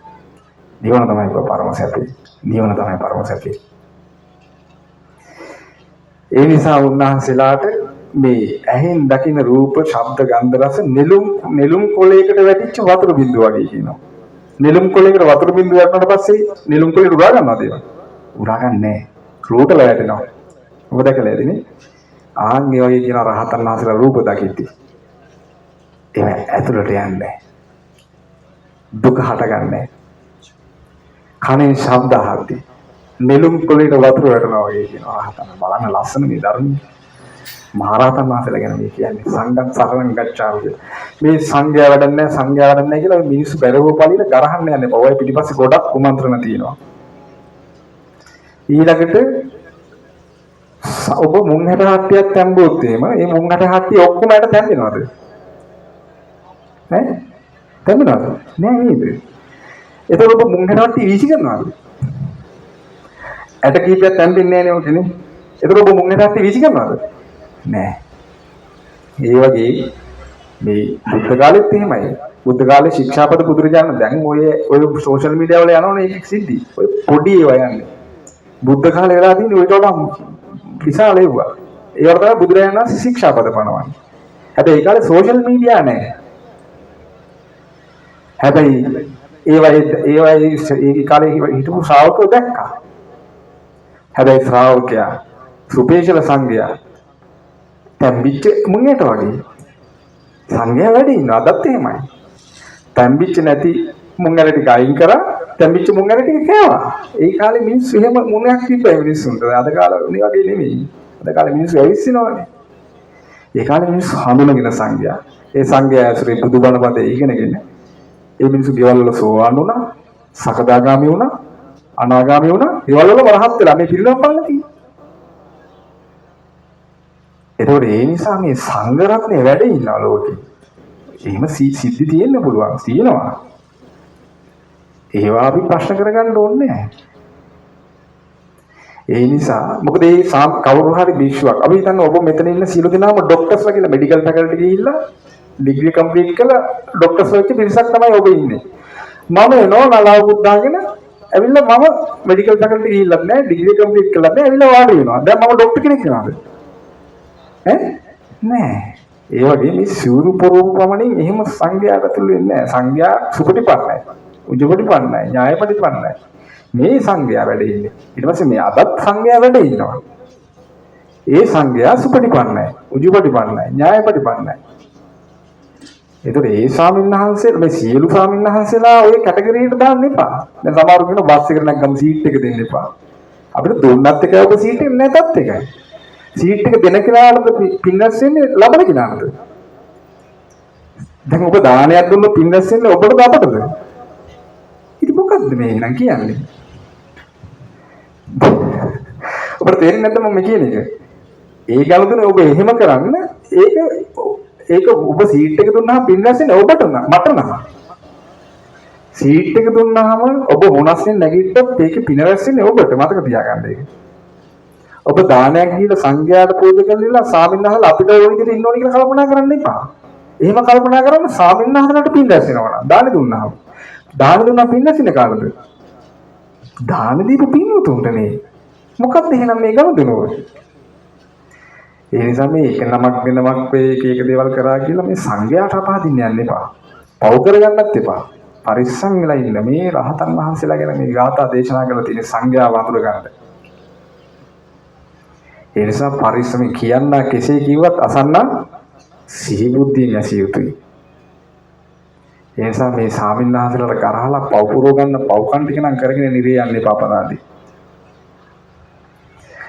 උදබින්දු යතාපි පොක්කරේ පදුමේ වාරි යථාන ලිප්පති එවං මුනිනෝ පලිප්පති යදිදං දිට්ඨ සුතං මුතේසුවා නිලුම් කොළයින් වැටෙන දිය බිඳක් විලසිතම පියුම් මත නොරැඳෙනා පෙන් පොතක් විලසිතම ඇසුදුතු හා සුවඳ රස පහස සෙවමටම නුමැලි මුනිතුමා පෙන් පොතක් විලසිතම මුනිවරයා අර නෙළුම් මලේ පෙත්ත උඩට වතුර වැටලත් උරා ගන්න නැහැ වගේ නෙළුම් කොළේ උඩට වතුර වැටලත් උරා ගන්න නැහැ වගේ ඇහෙන් දකින රූප, ශබ්ද, ගන්ධ, රස, පහස කිසි දෙයකට මුනිවරයා ඇලෙන්නේ නැහැ කියනවා. ඊළඟ ගාථාවේ දේශනා කරනවා දැන් මේ ඉවර කරන්න යන්නේ. මේවා ගැන කියන්න පුළුවන් එළි වෙනකන් උනත් පුදුම විස්තර කරන්න පුළුවන් දේශනාවක් මේ. හරිම ගම්බීර රමණීය දේශනාවක්. දෝනෝන හිතේන මඤ්ඤති යදිදං දිට්ඨ සුතං මුතේසුවා නාඤ්ඤේන විසුද්ධි මිච්ඡති නහි සෝරජ්ජති නොවිරජ්ජති. ඒ දේශනාව මම කැමතිම මේ ගාථාවට. අර කලින් තිබ්බ ගාථාත් මම ගොඩක් කැමති ගාථා. මේකේ තියෙනවා තමා දකිනා අසන සුවඳ රස පහසගෙන රහත් මුනිතුමාට සිතක් නැත එහි රැඳෙන නොමසිතයි සනසුමක් ලබන්නට නුමාගකින නොමැලි රාගයට හෝ විරාගයට හැදෙන කියනවා මේ මුනිවරයා. ඒ කියන්නේ මහරහතන් වහන්සේලා ආහන දකින්න සුවඳ රස පහස ගැන මේ රහතන් වහන්සේලාට මේ හිතේ කැමැත්තක් හටගන්නේ නැහැ කියනවා. හිත ඇලෙන්නේ නැහැ කියන එකයි. ඒ නිසා උන්වහන්සේලාට මේ කියන්නේ නොමගකින් දෙයක් ලබන්න. ඒ මිනිසුන්ට ගුණ කියලා මිනිසුන්ව වර්ණනා කරලා ඔබතුමා තමයි මෙහෙමයි කියලා වර්ණනා කරලා එහෙම ලබන්න දෙයක් රහතන් වහන්සේලාට ඉතුරු වෙන්නේ නැහැ කියනවා. ඒ නිසා උන්වහන්සේලා රාගයට ඇලෙන්නේ නැහැ කියනවා. විරාගයට ඇලෙන්නේ නැහැ කියනවා. දැන් සමහර ඉන්නේ ඩුප්ලිකේට් රහතන් වහන්සේලා මේ කාලේ ඉන්නවනේ. විරාගයට ඇලිලා මම රහත් කී කෑගක සමහරු නම් කොඩි විනත් කරනවා පේනවා රහත් වෙලා. කිලා යනවා ඒව දැක්කා. ඒ නිසා මේ ඔබ ඉගෙන ගත්තේ සැබෑ රහතන් වහන්සේලා ගැන. උන්වහන්සේලා නිසල විලක් වගේ කිසි දෙයකින් කැළඹෙන්නේ නැහැ. අහන දකින්න රස විඳින කිසි දෙයකට ඇලෙන්නේ නැහැ, ගැටෙන්නේ නැහැ. මට මතකයි එක සිද්ධියක් තියෙනවා. ඔය ජේතවනාරාමේ බුදුරජාණන් වහන්සේ වැඩ ඉද්දි එක තරුණේ ඇවිල්ලා පැවිදි වුණා. පැවිදිලා උන්වහන්සේ කාලක් ගිහිල්ලා අරහත්ත්වයටපත් වුණා. ඊට පස්සේ උන්වහන්සේ ඊටපු ප්‍රදේශයෙන් මේ උන්වහන්සේ ගම් පළාත් මේ ජේතවනාරාමේ කියන්නේ මේ සවැත්නුවරට වැඩියා. උන්වහන්සේ සවැත්නුවර තමයි ජීවත්. වැඩියම පරණ බිරිඳ ඉන්නවනේ. බිරිඳට ආරංචි වුණා මේ ස්වාමීන් වහන්සේ එහෙට වැඩියා කියලා සරමුකුත් ගත්තා. මොකද ඒකට වුණේ හේතුව ඒ ස්වාමීන් වහන්සේ පැවිදි වෙන්න මේ යනකොට ඒ බිරිඳ ප්‍රෙග්නන්ට් වෙලා හිටියේ. දරුවෙක් ලැබෙන්නේ හිටියේ. හැබැයි දැනන් හිටියේ නෑ. දැන් ස්වාමීන් වහන්සේ කියලා පැවිදි වුණා. පැවිදි වුණා ඊට පස්සේ දැන් ඔන්න දරුවා හම්බුණා. හම්බුණාට පස්සේ දැන් මේ දරුවාත් අරගෙන සරමකුත් අරගෙන ගියා. දැන් අර ස්වාමීන් වහන්සේ ගහක් සෙවණේ වාඩි වෙලා භාවනා කරගෙන ඉන්නවා. ගිහිල්ලා මේ කිව්වා දරුවා කිව්වා ස්වාමීන් වහන්සේ ළඟට ගිහිල්ලා කිව්වා මේ එහෙමනේ ඉතින් විරුද්ධ කතා කරන්නේ සාමුද්‍රයක්නේ. දැන් අපේ අම්මා රෝසා කියලා තමයි ගෙදරට කියන්නේ නැතිනම්. ගෙදර ආවම නිතර ඇහෙන එක තමයි රෝස් කියලා තමයි අපේ තාත්තා අම්මට කතා කරන්නේ. කියන්නේ කතා කරන්නේ. ඒ වගේ කියන්නේ නෙමෙයි. මේ ඔහේ දරුවා දැන් මේ දරුවව පෝෂණය කරන්න කිව්වා. එතකොට ඒ රහතන් වහන්සේ වැඩ හිටපු ඉරියව්වෙම බිම බලාගෙන එහෙම වැඩ හිටියා. ඇස් දෙක ඇරියේ නැහැ. ඊපස්සේ ආයෙමත් තාරක් කිව්වා මේ ඔයා නිසා හම්බෙච්ච දරුවා මේ ඉන්නේ. මේ දරුවා බාරගෙන දැන් පෝෂණය කරන්න කිව්වා මාවයි දරුවයි. රහතන් වහන්සේ ඇස් අරින්නේ නැහැ. ඊට පස්සේ ආපහු පාරක් කිව්වා මේ ඔබේ දරුවා මේ දරුවාව අරගෙන පෝෂණය කරන්න කිව්වා. ඊට පස්සේ උන්වහන්සේ දැන් ඇස් දෙක අරින්නේ නැහැ. එහෙම්මම ඉන්නවා නිශ්චලව. ඊට පස්සේ මෙයා මොකද කරේ මේ බිරිඳ මේ දරුවව උන්වහන්සේ කපුල් දෙක මුලින් බිම තියුවා. තියලා ඈතට ගියා. ඈතට ගිහිල්ලා දැන් බලන් ඉන්නවා. දැන් දරුවෝ සිරහස ඇති වෙන්නේ දැන් තාත්තනේ කොච්චර උනා. උන්වහන්සේ ඇස් අරින්නේ නැහැ. එහෙමම ඉන්නවා. ඊට පස්සේ ආය ආවා. ඇවිල්ලා දරුවා අරගෙන කිසි හිතක් පපුවක් නැති මිනිහෙක් කියලා ආපහු යන්න ගියා. දැන් මේ පරණ බිරිඳ දරුවත් අරන් ඇවිල්ලා දරුවා දෙන්න හදලා දරුවා බාරගත්තේ නැහැ. ආපහු යන්න ගියා. බුදුරජාණන් වහන්සේ දිවසින් දැක්ක මේක. ඒ විහාරෙමයි භාග්‍යතුන්ස් වැඩි හිටියේ. භාග්‍යතුන්ස් දැක්කා ඒක. උන්වහන්සේගේ සිරි සම්බුදු මුව මණ්ඩලෙ අමා දහර ගලා ගියා. උන්වහන්සේගේ අසන ගාථාවක් කියනවා. ආයත්තින් නාබිනන්දති පක්කමන්ති න සෝචති සංඝා මජි මුත්තා තමහම් බ්‍රෝමි බ්‍රාහ්මණ. උන්වහන්සේ වදාලා ඇය එනකොට සතුටින් පිළිගත්තේ නැහැ කිව්වා. යනකොට දුකක් ඇති වුණෙත් නැහැ කිව්වා. මනාකොට සිතේ විමුක්තියටපත් වෙච්ච සංඝාමජි කියන්නේ යුද්ධයේ දිනු කෙනා. උන්වහන්සේගේ නම සංඝාමජි. ඒ සංඝාමජි වයින් මුළුල්ලුන්ට තමයි මම බ්‍රාහ්මණයා ශ්‍රේෂ්ඨ බ්‍රාහ්මණ කියන්නේ ශ්‍රේෂ්ඨ කෙනා කියලා කියන්නේ කියලා වදාළා. ඉතින් මේ වැඩේ ඉන්නේ මේ මහරහතන් වහන්සේලා. මේ අවසාන ගාථා වලින් අපි ඉගෙන ගත්තේ මහරහතන් වහන්සේලා සහ මහරහතන් වහන්සේලා විදින සැප ගැන. සංඝං සරණං ගච්ඡාමි කියලා අපි සරණ යන්නේ. ආන්නේ මහරහතන් වහන්සේලා ප්‍රධාන මහා ශ්‍රාවක සංඝ රත්නයේ. ඒ නිසා අපි ආන්නේ සංඝ රත්නය ගැන හිත පහදවගෙන උන්වහන්සේලා වැඩි මගේ ගමන් කරන්න වෑයම් කරන්න ඕනේ. මහන්සි වෙන්න ඕනේ. මේ ආර්ය අෂ්ටාංග මාර්ගයේ ඒකාන්තයෙන්ම පරම සැපේ කරගෙන යන බුදුරජාණන් වහන්සේ නිර්වාණය අග්‍ර සැපයයි කියලා වදාළා නම් නිවන කරා යන මාර්ගය තුල සැප උපදින්න ඕනේ දුක උපදින්න ඕනේද? සැප උපදින්න ඕනේ දුක උපදින්න ඕනේද? සැප උපදින්න නැත්තම් අවුලක් නේ පින්වත්නි. ඔබ ඔය හිතුවේ නැද්ද? නිවන අග්‍ර සැපයයි කියලා වදාළාට පස්සේ මේ මාර්ගය අනුගමනය කරන කෙනාට සැප උපදින්න ඕනේ නැද්ද? ඒ සැප තමයි දිනු වෙවි ගිහිල්ලා අවසානයේ අග්‍ර සැපේ බවටපත් වෙන්නේ. ඒ නිසා ඔය කියන්න කෙසේ කිව්වත් රැවුල වවලා නෙවෙයි රැවුල කපලා නෙවෙයි තට්ටේ බාලා නෙවෙයි කොණ්ඩේ වවන්නේ කොහොම කිව්වත් අසන්න සීපුද්දෙන් අහන්න නැත්තම් බුදු සරණ ඔබට අහිමි වෙයි. ඔය නිරාගමිකයෝ එනවා ඔය අපි අසපෝට මේ බණ්ඩාරවල අපි ඉති. සුද්ධ තමයි ඔක පටන් ගත්තේ. සුද්ධ ආඥා කර කර හිටියා ලැබුණු දෙයක් නෑ නේ සුද්ධන්ට. සුද්ධ අතහැරියා. අතහැරලා නිරාගමික වුණා. ඒක හරි. මෙහෙම නෑ. මෙහි උදෙත් බණ ඇහෙනවා, දවල්ුත් බණ ඇහෙනවා, රැත් බණ ඇහෙනවා. දැන් මේ පැය දෙකකට ආසන්නයි. මේකත් අහලා කෙනෙක් නිරාගමික වෙනවා කියන්නේ අර මුස්ලිම් ගායකයා කියපු එක තමයි කියන්නේ වෙන්නේ. මොකද කියන්නේ වෙන්නේ? බුදුන්ගේ අමා ධර්මයේ නොතේරි ධනාමේ කියලා තමයි කියන්නේ වෙන්නේ. ඒ සුද්ධ එහෙ ඉඳන් එනවා මෙහෙ හොයාගෙන භාවනා අපිට කියලා දෙන්න කියනවා මේ. සුද්ධ වෙලා.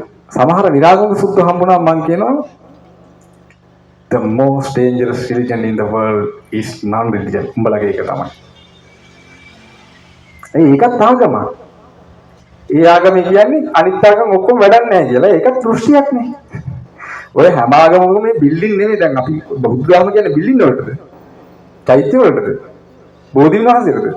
නෑ. බුදු ධර්ම කියන්නේ මොකක්ද? බුදුරජාණන් වහන්සේ පෙන්නපු මාර්ගයට. ඒක පටන් ගන්නේ මොකෙන්ද? සම්මා දිට්ඨියෙන්. ඒ වගේ අනිත් ආගම වල දෘෂ්ටියක් මත පදනම් වෙලා තමයි ඒ ආගම් තියෙන්නේ. ඒතර නිරාගම කියන එකේ තියෙන්නේ නිරාගමික කෙනෙක් නම් ඉන්නේ එයාට දෘෂ්ටියක් තමයි තියෙන්නේ. ඒ දෘෂ්ටිය මොකක්ද තියෙන්නේ? මේ ආගම එකක්වත් වැඩක් නෑ කියලා. එතකොට දැන් මේ මුස්ලිම් ආගමේ හොඳ දේවල් කියන්නේ නැද්ද? කියනවා. කතෝලික ආගමේ හොඳ දේවල් කියන්නේ නැද්ද? කියනවා. දුකින් නිදහස් වෙන්න බෑ. ඒක වෙනම කතාවක්. ඒක ෆලෝ කරලා. ඒක පුරුදු කරලා දුකින් නිදහස් වෙන්න බෑ. ඒක වෙනම කතාවක්. භාග්‍යතුන් වහන්සේ දේශනා කරන මේ යාඥා කළත් මහන්නේ යමක් ලබන්න පුළුවන් නම් කාටනම් මොනවා අඩු වේද කියලා. එහෙම ලැබෙන්නේ නෑ. ඒකයි ඒගොල්ලෝ ආගම් අතහැරියේ. මේක කතා කරන්නේ මේක මේකේ ක්‍රියාව කරපුවාම ඵලය හට ගන්න එක ගැන කතා කරන්නේ. හේතු ඵල ධර්ම. පටිච්ච සමුප්පාදේ. පන්සිල් රැකලා බලන්න සැප උපදිනවද නැද්ද කියලා. ඒක ක්‍රියාවක ඵලයක්. මෛත්‍රී භාවනාව වඩලා බලන්න සැප උපදිනවද නැද්ද කියලා. අනිත්‍ය භාවනාව වඩලා බලන්න සැප උපදිනවද නැද්ද කියලා. ඒක ක්‍රියාවක ඵලයක්. අපි ක්‍රියාව ඒකනේ කියන්නේ නජජ්ජා වසලෝ හෝති නජජ්ජා හෝති බ්‍රාහ්මණ. කම්මනාවත් වසලෝ හෝති කම්මනා හෝති බ්‍රාහ්මණ. ඒ නිසා ලෝකේ තියෙන භයානකම ආගම නිරාගම. ඒ හේතුව ඔය ඔක්කොම ආගම් වල කතා කරන හොඳ දේවල් ඒගොල්ලෝ මොකද කරන්නේ? බැහැර කරනවා. එතකොට සත්තු වගේ මිනිස්සු జాතියක් තමයි ඉතුරු වෙන්නේ. ඒ නිසා ඕවට මේ තරුණ ළමයි යහු වෙනවා හරියට. ඒ නිසා තමයි මේ බණපදෙත් එක්කම මේකත් මේ කාරණාවත් මතක් කරේ. ඔබ සිහියෙන් ඉන්න. ඔබ බුදුරජාණන් වහන්සේ ගුණ වශයෙන් අඳුන ගන්න. දැන් ඊයේ අපි බුදු ගුණ සංගිෂ්ඨ ධර්මයක් අපේ ගෙදර දේශනා කළා. සමහරු බුදු ගුණ නම් මේ දන්නේ නැහැ. මුළු ජීවිත කාලෙම බුද්ධං සරණං ගච්ඡාමි කියලා සරණ යනවා. ඔබ ඇඳුමක් ගත්තොත් ඒ ඇඳුම මුළු ජීවිත කාලෙම අඳිනවද? නෑ නේද? හැබැයි මේ ඇඳුම ගන්න ගිහිල්ලා ඔබ අහන්නේ නැද්ද? දැන් ජීවන්ට මේක අත්දැකීම ඇති. ඔහු රෙදි ව්‍යාපාරිකයෙක්. ඔහුගේ තාත්තා රෙදි ව්‍යාපාරිකයෙක්. ඉස්සර ධනපාල එකෙන් අපිත් රෙදි අරන් තියෙනවා. රෙද්ද ගත්තාම මුළු ජීවිත කාලෙම අදින්න හැබැයි මේ රෙද්ද ගන්න ඇවිල්ලා අහනවා නේද? මේක කොහෙද මැව්වේ? මේක මැටීරියල් එක මොකක්ද? මේක මහපු ගාමන්ට් එක මොකක්ද? මේක මහපු කට්ටිය හිතගෙනද මැව්වේ? වාඩි වෙලාද මැව්වේ? ඔක්කොම අහනවා. ජීවිත කාලෙම අදින්නේ නෑනේ ඔබ. දැන් අපේ අම්මා ගවුම් ගත්තත් එහෙමයි.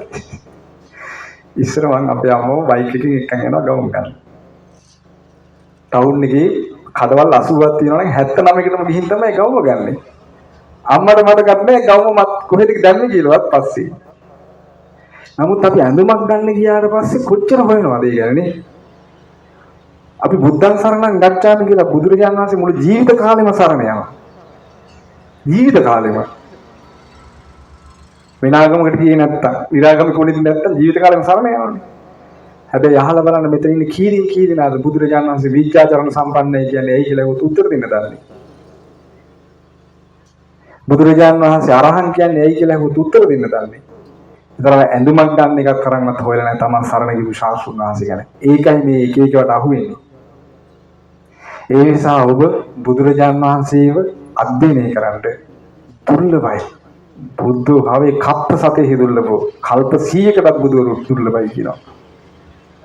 ඒ නිසා දුර්ලභව පහළ වෙච්ච බුදුරජාණන් වහන්සේ නම් වූ මනුෂ්‍ය මාණික්‍ය රත්නයේ ලෝකට පිළිසරණ සලසපු වෙලාවේ මේ පිළිසරණ උපදව ගන්න ප්‍රඥාව පාවිච්චි කරන්න මේ උතුම් බණපදයේ ඔබට උපකාර වෙත්වා. ඔබ සියලු දෙනාට අප්‍රමාදීව ධර්මයේ හැසිරලා කෙලෙස් ගිනි නිවාගෙන වහවහ සසර දුකින් නිදහස් වෙන්න ශ්‍රද්ධාවේ ద్వාරයෙන් නිර්වාණය නම් වූ පුරයට ඇතුල් වෙන්න වාසනාව ලැබේවා සාදු සාදු.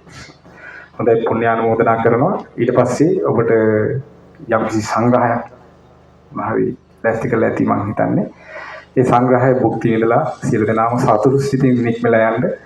ඉතින් අපි රැස් කරපු මේ අග්‍රපින අපි බොහෝ දුර බැහැර ගෙවාගෙන ඇවිල්ලා මේ බණපදේ ඔබට කිව්වේ. අපිට සතුටුයි ඔබ හොඳට බණ අහගෙන හිටියා. ඒ කියන්නේ ඔබට මේ හැකියාව තියෙනවා.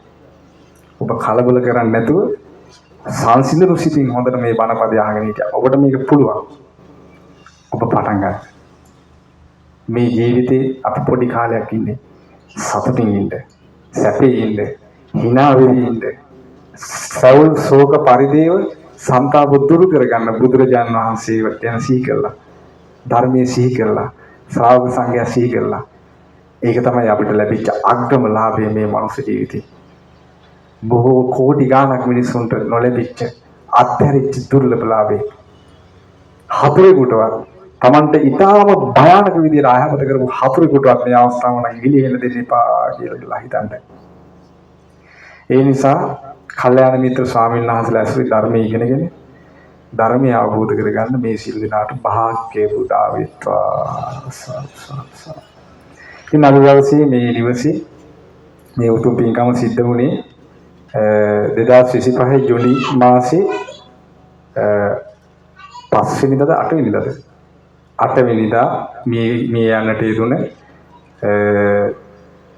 මීට වසරකට පෙර ආතු මේ පරලෝකයේ ධනපාල විදානගම මුදලාලි මහතාට ඔබ සියලු දෙනාම දන්නවා අපිත් දන්නවා.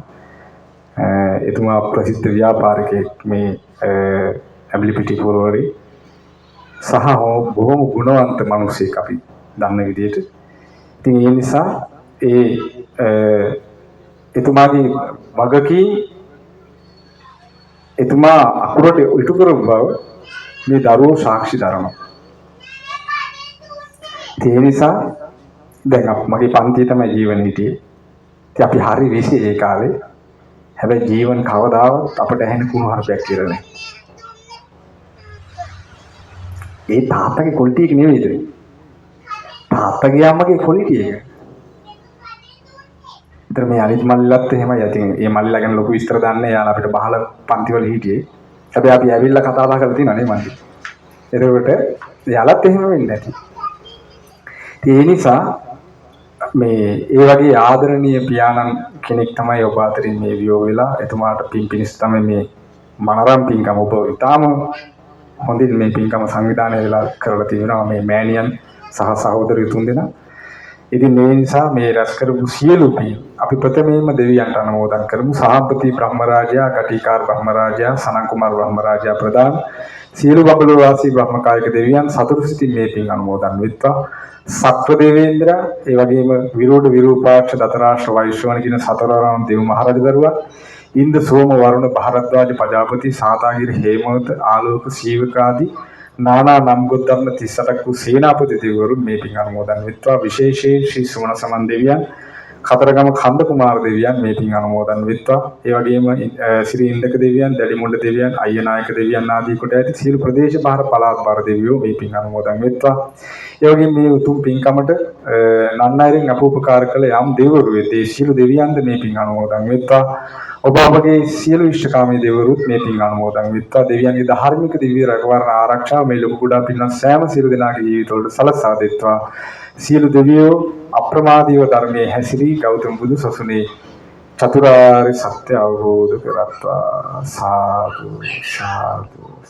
ඒ වගේම මේ උතුම් ධර්මයේ ඔබ අහගෙන ඉන්නත් මේ ඊටාම මනරම් අයුරින් මේ උතුම් බුද්ධ දේශනා සරල සිංහලට පරිවර්තනය කළේ අපේ ගුරු දෙවුදු නම කියන්න අවසරයි.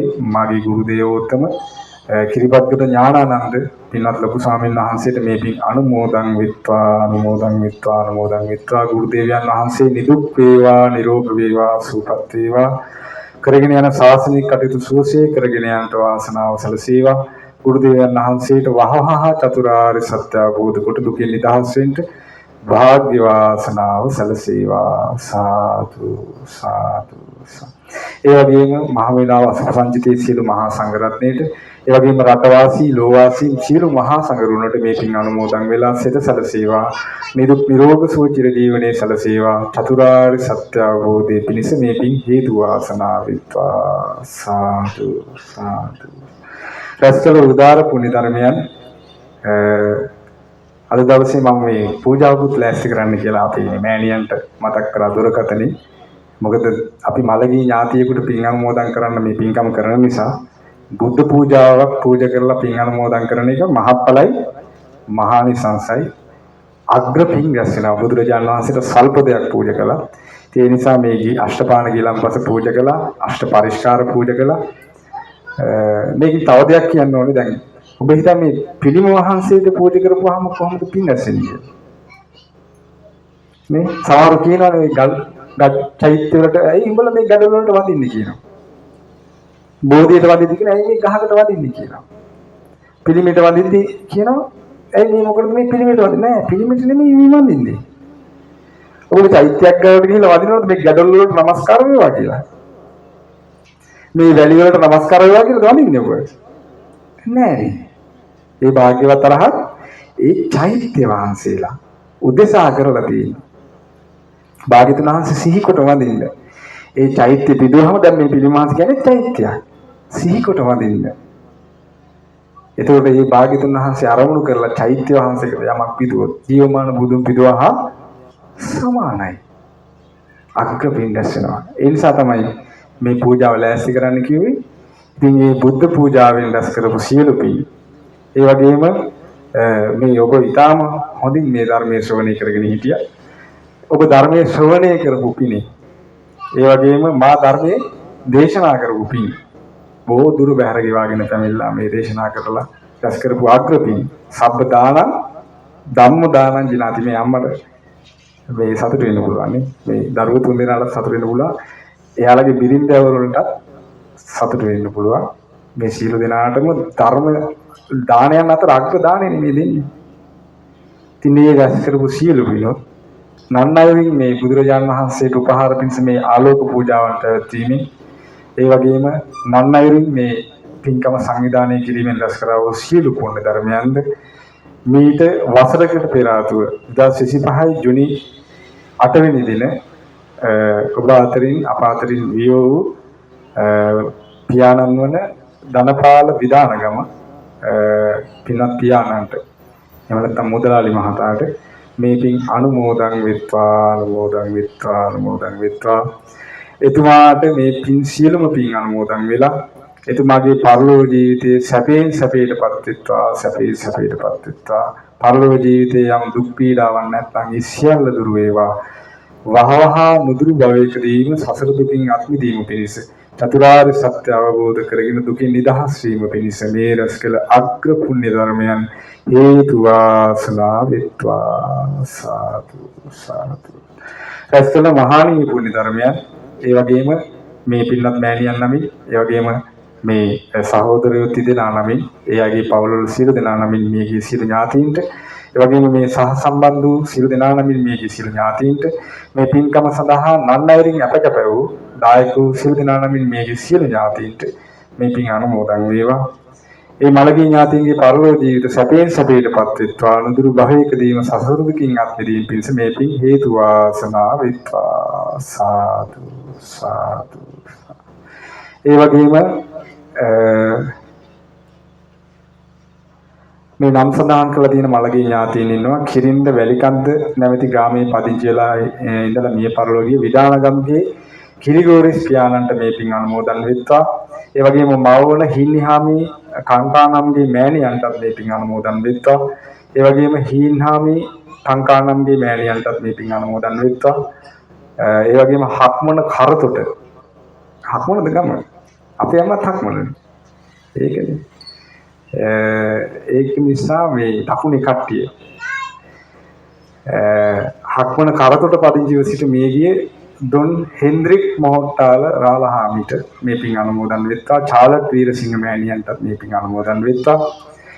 ඒ සියලු මළගිය ඥාතීන්ටත් මේ පින් අනුමෝදන් වෙලා සිත සැලසේවා. පරලෝ ජීවිතයේ සියලු දුක් පීඩා දුරු වේවා. වහවහ සසර දුකින් අත් මිදෙන්න මේ පින් උපකාර වේවා. සාදු සාදු.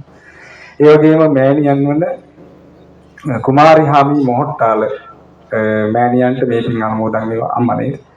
එතකොට මේ පින්වත් මෑණියන් බොහෝ මහන්සි වුණා. මට දුරකථනයෙන් කීප වතාවක් කතා කළා මේ පින්කම සාර්ථක කර ගැනීම ගැන. ඔය සාකච්ඡා අපි අතර වුණා. මම හිතන්නේ අම්මා තෘප්තිමත් ඇති. ඉතින් මම දන්න විදිහට තමයි බණ කිව්වේ. එතකොට ඉතින් ඒ නිසා මේ පින්වත් මෑණියන්ට මේ පින් අනුමෝදන් වෙත්වා. මෑණියන් නිදුක් වේවා, නිරෝග වේවා, සුවපත් වේවා.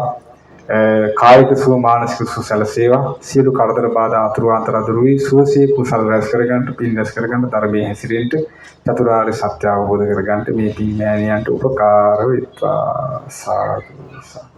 ඒ වගේම මා හිත මිත්‍ර ජීවන්ට, ඒ වගේම විශාන් මල්ලිට, ඒ වගේම දිහාන් මල්ලිටත්, ඒ වගේ පවුල් වල පින්වත් සෑම බිරින්දවරු දරුවන් ඇතුළු සෑම සියලු දෙනාටත් මේ පින් එකසේම අනුමෝදන් වේවා. ඒ සියලු දෙනාටත් මේ පුණ්‍යානුභාවයෙන් නිදුක් නිරෝගී සුව සැලසේවා. චිරජීවනයේ සැලසේවා. කායික සුව මානසික සුව සැලසේවා. කරගෙන යන ව්‍යාපාර කටයුතු, රැකී ආරක්ෂා කටයුතු ආදී සියලු සර්වපකාරයෙන් සමෘද්ධිමත් වේවා. සුවසේ කුසල රැස් කරගෙන, පින් රැස් කරගෙන, ධර්මයේ හැසිරලා චතුරාර්ය සත්‍ය අවබෝධ කරගන්නට මේ පින් හේතු වාසනා විත්වා. සාදු සාදු සාදු. ඉතින් අවසාන වශයෙන් මගේ අම්මයි තාත්තයි මෙතෙන්ට පැමිණියා ධර්මයේ ශ්‍රවණය කරන්.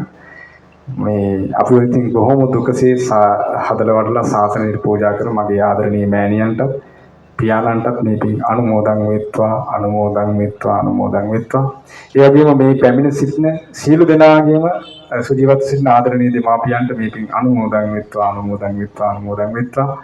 ඒ සියලු දෙමාපියන්ට මේ පුණ්‍යානුභාවයෙන් නිදුක් නිරෝගී සුව සැලසේවා. චිරජීවනයේ සැලසේවා. කායික සුව මානසික සුව සැලසේවා. චතුරාර්ය සත්‍ය අවබෝධයට මේ පින් උපකාර වෙත්වා. සාදු සාදු සාදු. නන්නයිරින් මේ උතුම් පින්කම සඳහා දායකත්වය ලබා දුන්න නොයෙක් ආකාරයෙන් අපගත වෙලා කටයුතු කළ බොහෝ දෙනා ඇති මේ පවුලේ ඥාතීන්, හිත මිත්‍රාදීන්, ඒ වගේම මේ ධර්මයේ ශ්‍රවණය කරන්න මෙහි පැමිණි පාරෙත් හිටගෙන ඉඳන් බණ අහනවා පේනවා. ඉතින් මේ සියලු දෙනාට මේ පින්වත් සෑම සියලු දෙනාටත් එකසේම මේ පුණ්‍ය ධර්මයේ අනුමෝදන් වෙලා සිත සැලසේවා. නිදුක් නිරෝග සුව චිරජීවනයේ සැලසේවා. කායික සුව මානසික සුව සැලසේවා. ඔබ කරන්නා වූ සියලු දැහැමි රැකී ආරක්ෂා කටයුතු, එළෙවදාම් කටයුතු, ගොවිතැන්පත් කටයුතු, දරුවන් කරන අධ්‍යාපන කටයුතු ආදී සියලු සර්වපකාරයෙන් සමෘද්ධිමත් වෙත්වා. සියලු දෙනාට අප්‍රමාදීව ධර්මයේ හැසිරෙන්න, කුසල් දියුණු කරගන්න, පින් රැස් කරගන්න, වහවහ චතුරාර්ය සත්‍ය අවබෝධ කරගෙන සියලු දුකින් නිදහස් වීම පිණිස රැස් කළ උතුම් පුණ්‍ය ධර්මයන් හේතු වාසනා වෙත්වා. සාදු සාදු. හොඳයි අපි තෙරුවන් කමා කරගනිමු. කායේන වාචා චිත්තේන පමාදේන මයා කතං අච්චයං කමමේ භන්තේ පෝරිපඤ්ඤ තථාගත. කායේන වාචා චිත්තේන පමාදේන මයා කතං අච්චයං කමමේ ධම්ම සම්දිට්ඨිකා කාලික. කායේන වාචා චිත්තේන පමාදේන මයා කතං අච්චයං කමමේ සංඝ පුඤ්ඤක්කෙත්තං අනුත්තර. සාදු සාදු. දසිරු දිනාට ආශිර්වාද කරනවා. අභිවාදන සීලිස්ස නිච්ඡම් වද්දා පචායිනෝ චත්තාරු ධම්මා වඩ්ඩಂತಿ ආයුවන්නෝ සුඛං බලං ආයුරාෝග්‍ය සම්පatti සග්ග සම්පatti මේවච අතෝ නිපාන සම්පatti ඉමිනාතේ සමිජ්ජතු. සියලු දෙනා නිදුක් වේවා, නිරෝග වේවා, සුවපත් වේවා. සියලු දෙනාට තෙරුවන් සරණයි. නමෝ බුද්ධාය.